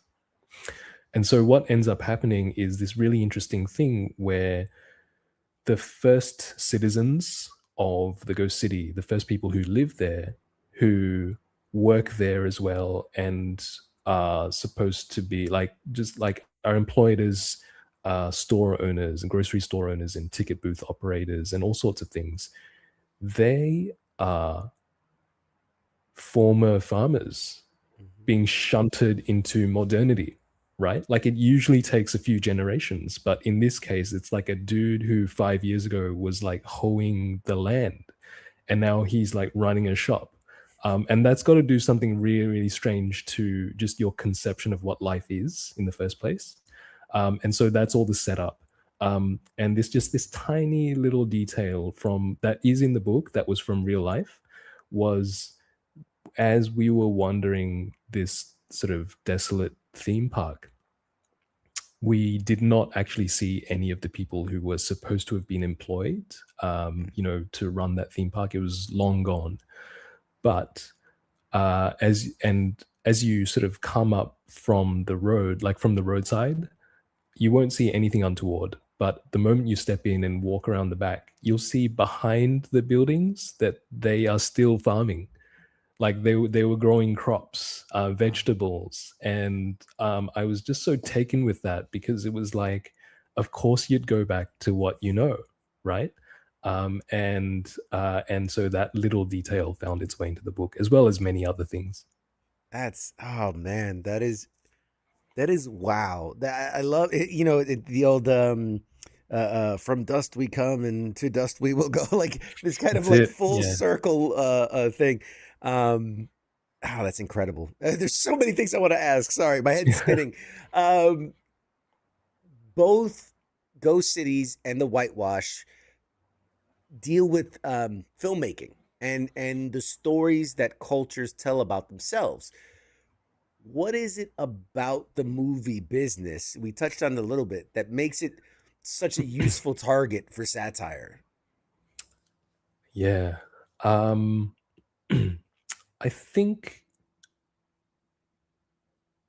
I think any industry is worth skewering, the definitely the film industry, but any group who take themselves too seriously, and that's authors included, we're not, I don't escape my own sort of fucked up satirical gaze. But I think it actually came from the intention to poke fun actually came from anger, believe it or not. And this is a very new thought to me. Um, and it was only probably in the last year or so. I was at a literary festival, and the person who was interviewing me kicked off discussions by asking me about the thread of anger that runs through my works. And I was so taken aback because it hadn't occurred to me that I was angry. And I opened my mouth to object, but nothing came out.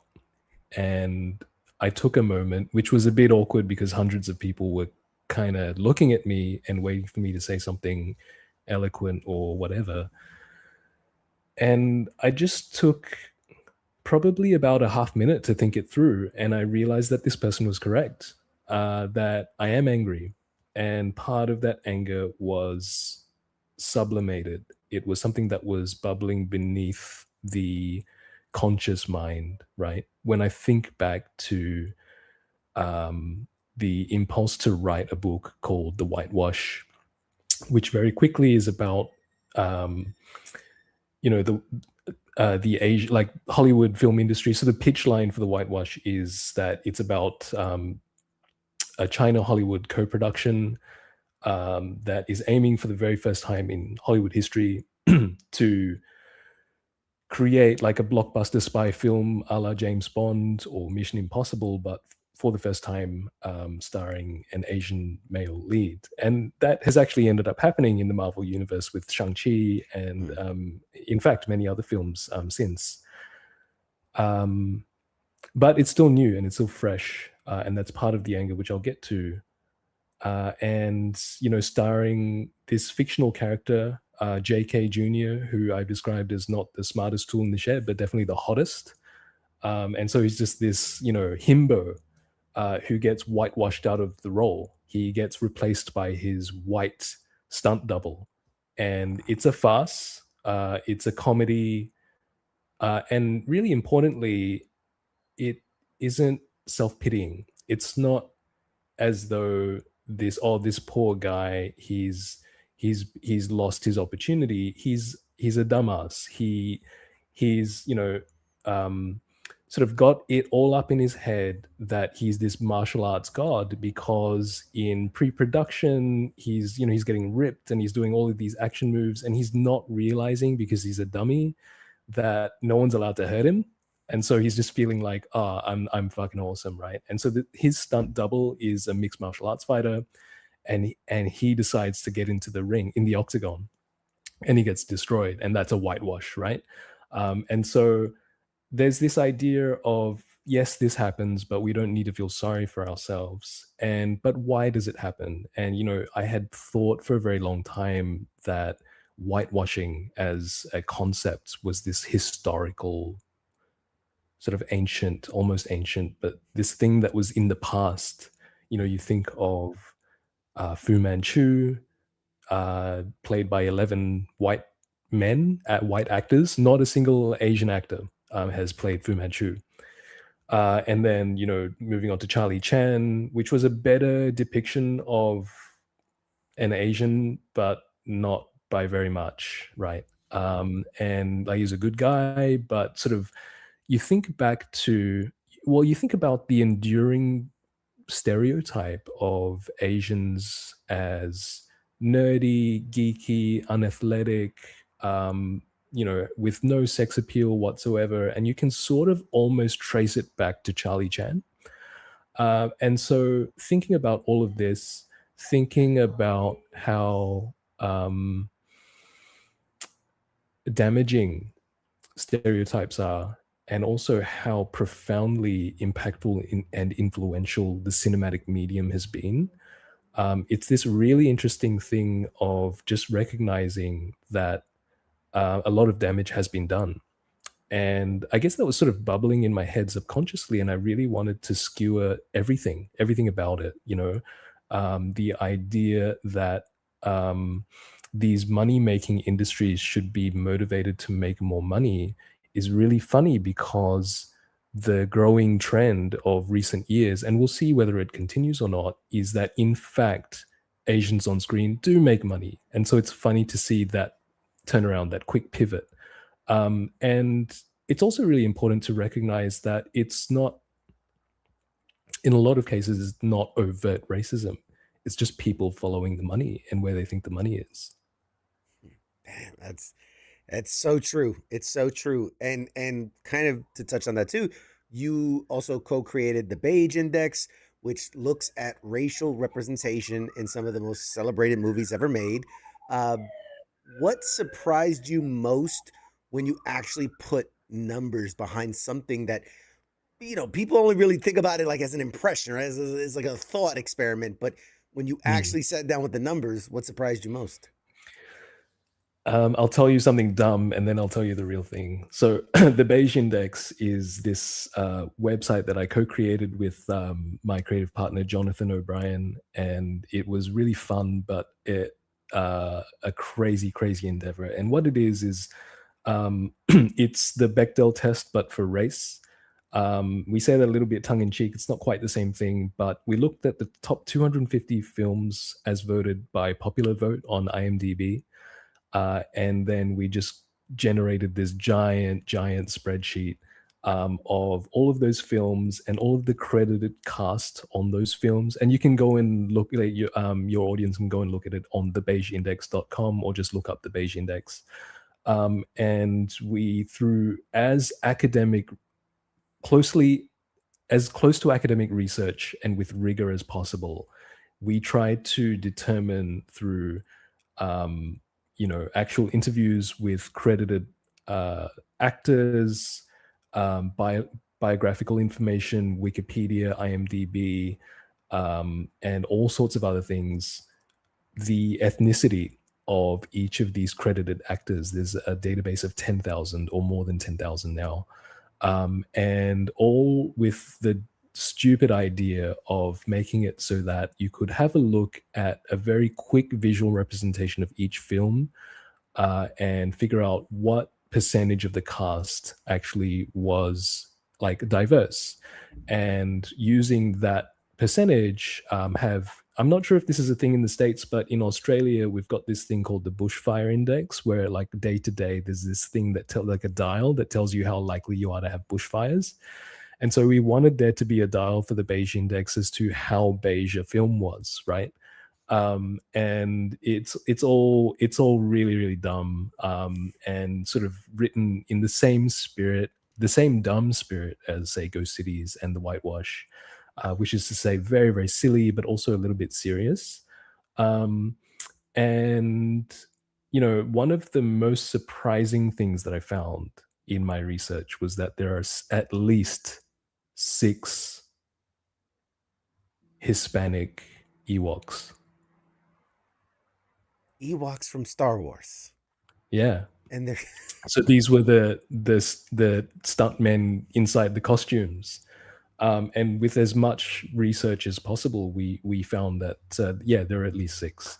And so that was really, really funny just to think about, you're a fuzzy little alien, but you're also Hispanic. And so that's been really fun. I guess probably not necessarily a surprise, but one thing that the data showed us was that the most diverse, I'm probably not using the word correctly, and I'll unpack that in a little bit, but the most diverse film of the 20th century was, I should have prepared before I came on. It's fallen out of my mind. It's that David Fincher's the director, and it's the serial killer movie with Brad Pitt and Morgan Freeman. Yes, Seven. Seven, yes. And that's the most diverse film of the 20th century. And if you think about it more, and this is where it sort of becomes both bigger and smaller and harder to define and more, I don't know, like more philosophical, is why is this film more beige? And it's obvious that it's more beige because it's set in Chicago. And so a lot of the actors are Black. And so it's just being real and being realistic to the casting and the actual geography. And so that makes you think a little bit about, if we're trying to tongue-in-cheek, point towards racism in film or diversity in film, there's all these other factors that almost have nothing to do with it that influence so much, right? If there were more films set in modern day Chicago, then films would be beiger, but there aren't necessarily. And so it sort of makes you think about what sort of stories get centered, what sort of stories get funded, and also weirdly what the thing boils down to is like what the white gaze is and what the white lens is. And I don't just mean that in terms of audiences, but also the types of films that end up getting voted into the top 250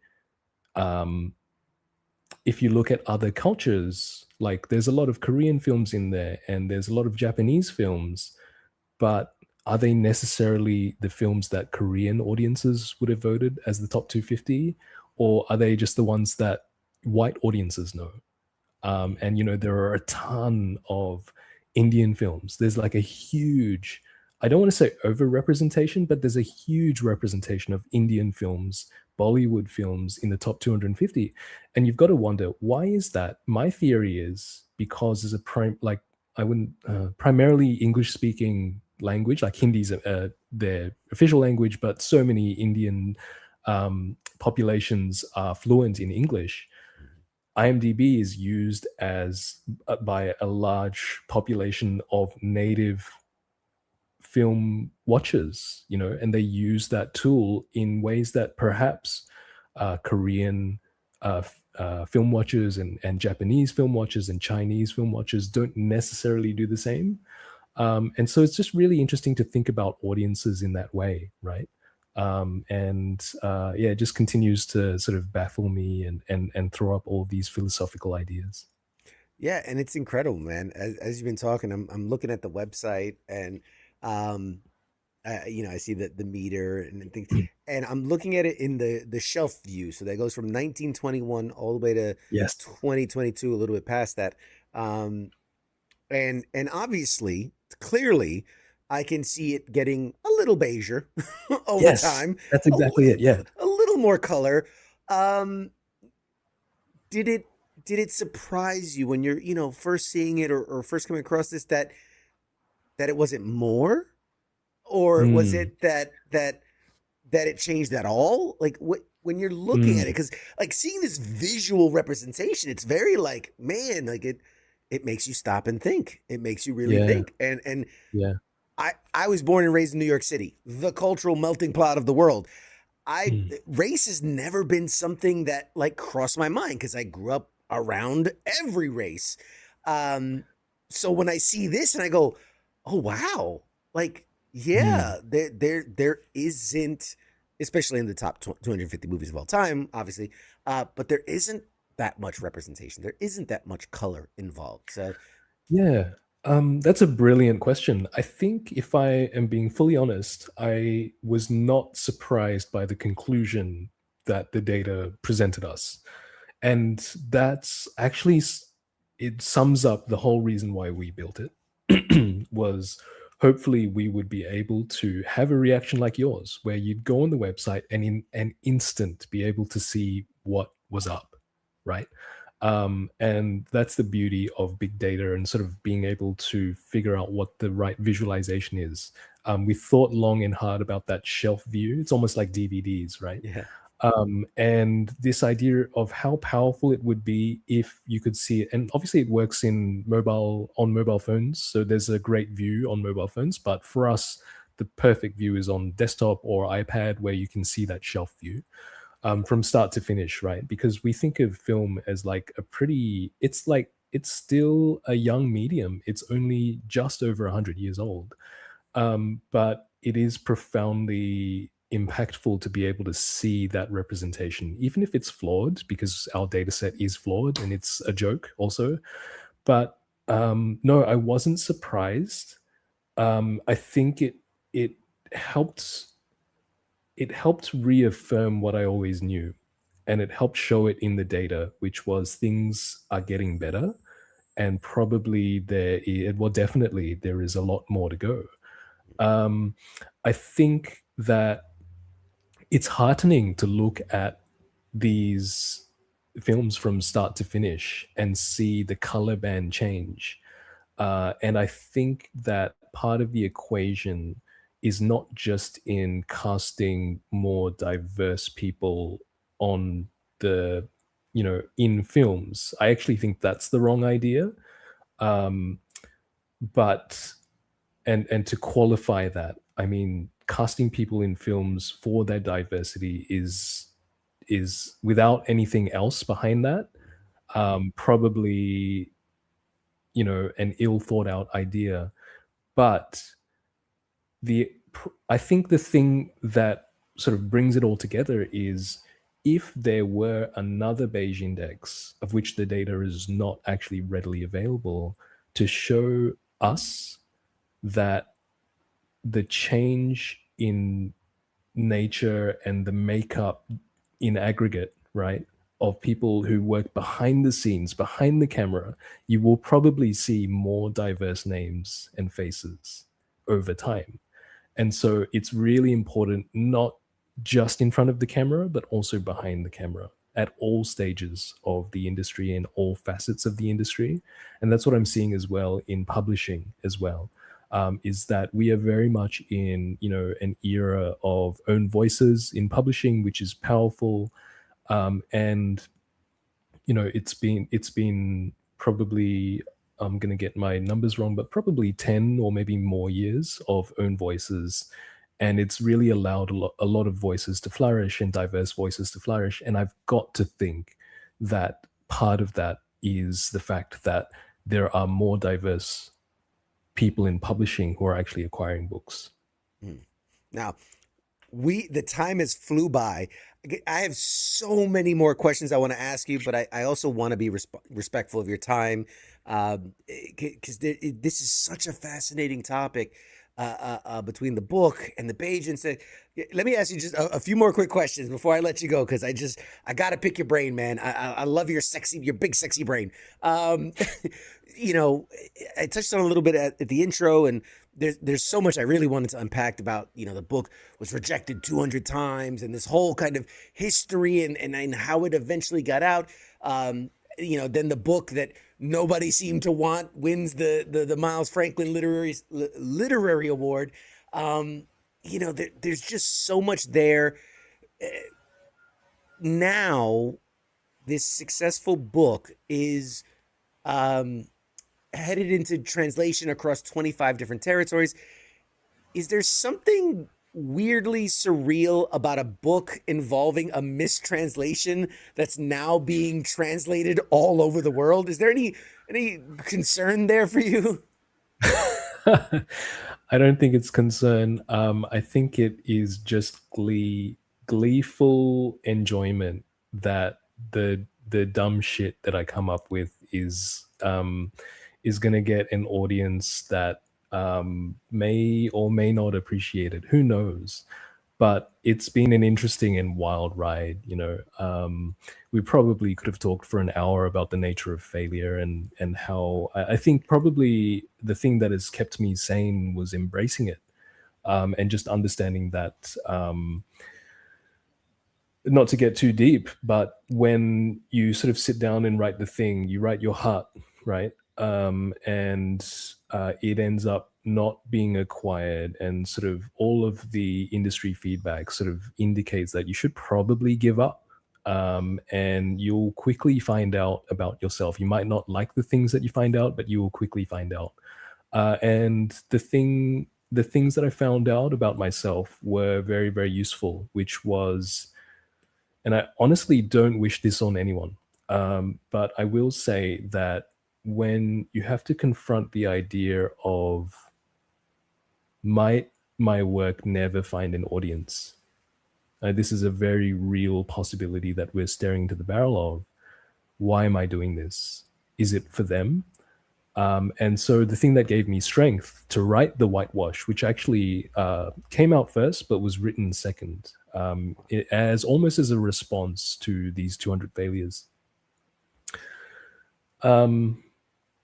It was in absolute recognition that writing for myself was enough, and that I would keep doing it. And that's a really difficult question to confront. Am I going to keep doing this if there is actually nothing else at the end of this road? And, you know, the modest success of The Whitewash was really what allowed Ghost Cities to get published.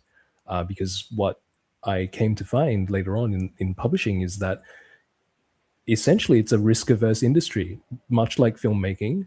And what they're trading on is known quantities. And so if you get your foot in the door as a known quantity with a book, it doesn't then, the conversation changes from previously, your book's fucking weird and we're not going to publish it, to what have you got next?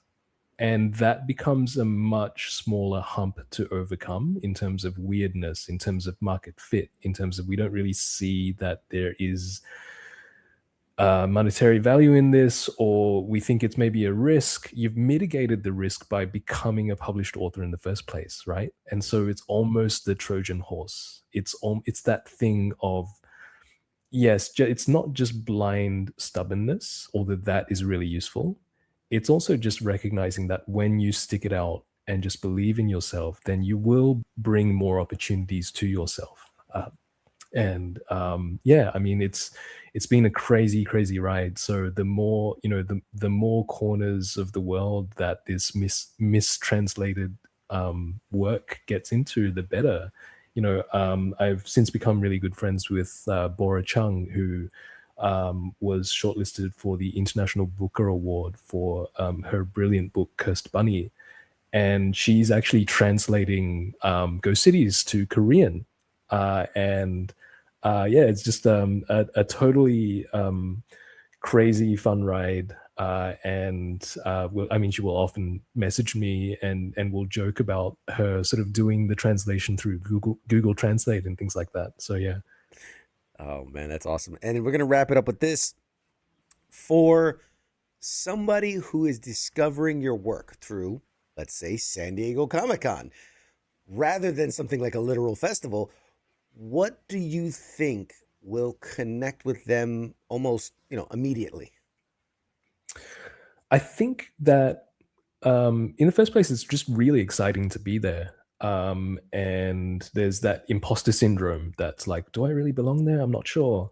But sort of setting that aside, I think that San Diego Comic Con audiences are really diverse as well. And so hopefully there's this idea of, just looking at this hashtag bad Chinese thing. I forgot to mention to you, but it's probably a good way to cap things off, is that at events that I've done all over Australia, talking about hashtag bad Chinese, I've had so many people come up to me in signing lines afterwards and say, I am hashtag bad Chinese. And it's almost like my I am Spartacus moment. And the funny thing is, the thing that like warms my heart is that these people are not all Chinese. They're Indian, they're Pakistani, they're Spanish, they're Greek, they're Italian. It has almost been this idea that you are made to feel lesser than because you through whatever circumstances you have not connected with the multiple cultures that you do have.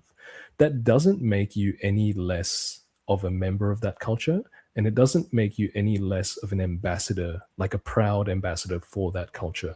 You might be a flawed ambassador, but you can be a really proud ambassador of your culture. Outstanding. Yeah. For someone who's born very pale skin, I am actually full blooded Puerto Rican. I am hashtag bad Chinese because I do not represent the Puerto Rican culture the way I should. But, sir, this has been an absolute fantastic conversation. I love everything about it. I can't wait for the bad translation book deal to movie rights and TV series that I'm sure it's going to get adapted to. And it's such a wonderful story. I can't wait to finish it. I'm glad we didn't spoil anything. And where can people follow you, social media, or see what you got going on? Let the folks know. Yeah, I'm on Instagram, so you can find me at Siang Lu _author. You can look up Silly Bookstagram as well. You'll find me that way. And that's where I am. Nice. And then the Page Index, check it out. Pick up a copy of Ghost Cities. It'll be available August 25th. Or if you're at San Diego Comic-Con, I might grab a couple copies. This has been an absolute fantastic conversation. I want to give you the last few seconds just to say goodbye to the audience, and then I will toss it to a break. Well, thank you so much. Thank you for having me, and thanks everyone for listening. Come on, you're a writer. You should be give me something more. No, I'm kidding. All right, guys. More show right after this. Shuts.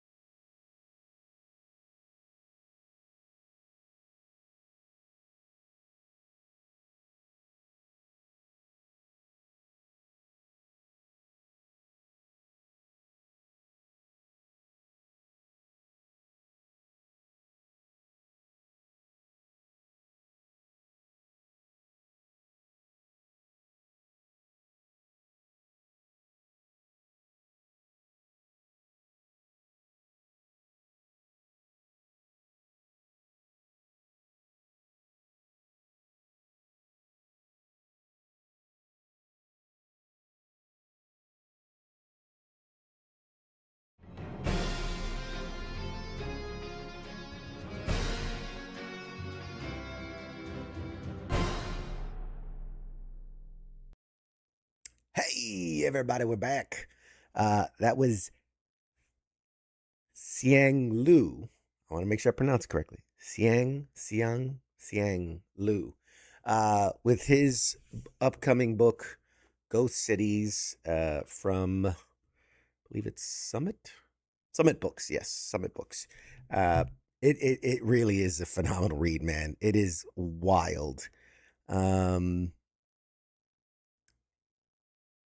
What a great guy, man. Just God, when he's so down to earth, man. So I love it. I love getting to sit here and just talk with people that like, oh man, I want him to win the world. I just want him to just win all of it.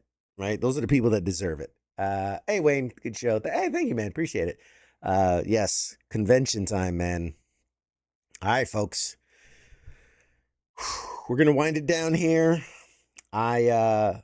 I'm packed. I've got, oh my God, I've got more emails coming in.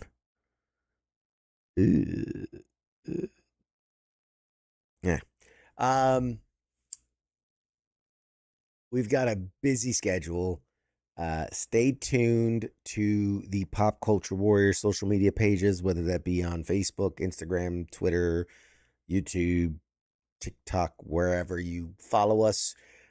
We will be giving you up to the minute, let's not lie, probably not up to the hour, let's say, because when I say my schedule is like, I'm going to do a thing, it's like 10, 15 minutes.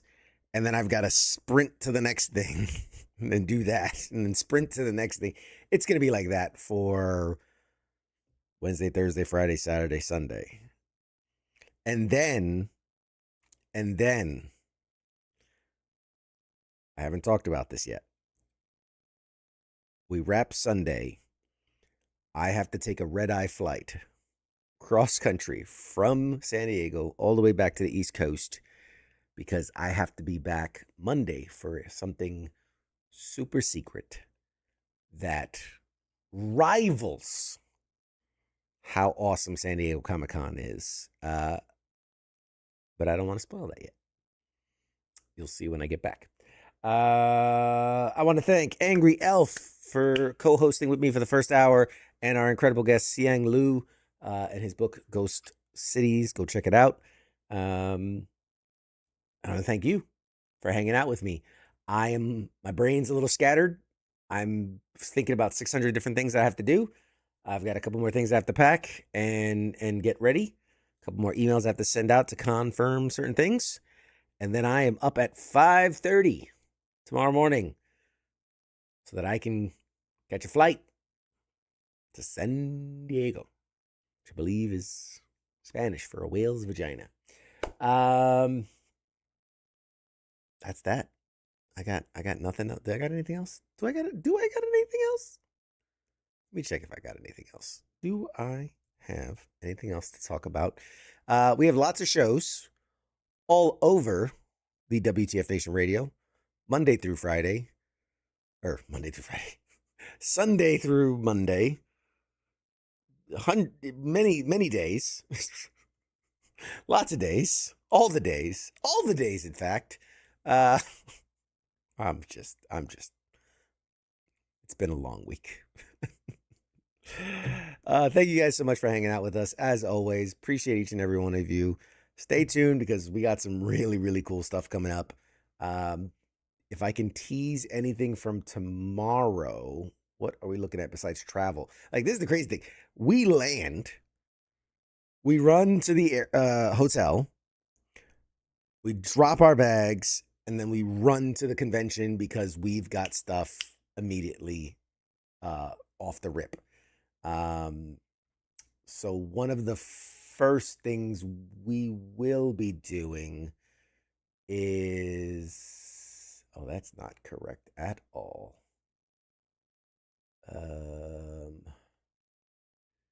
We do have Paramount's The Lodge. I do have an interview with the VP of Thrilljoy, Symbiote Studios, who was really cool with us last year. We're going to talk to them and then round out the preview night talking to Vincent Arico, he's one of the bigwigs over at Nickelodeon. I think he's like the VP or CEO. I don't know, something. Some big muckety muck up at Nickelodeon.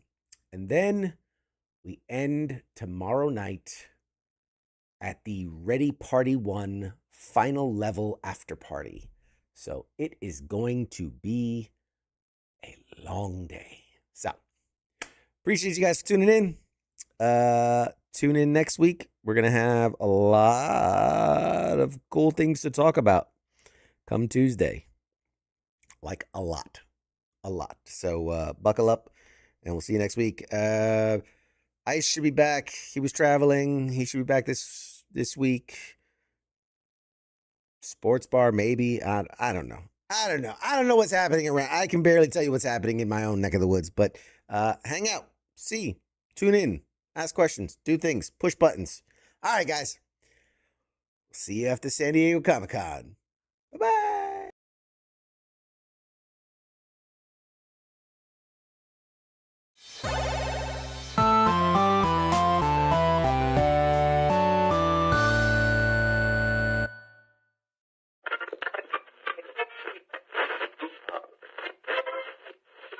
Let's see it.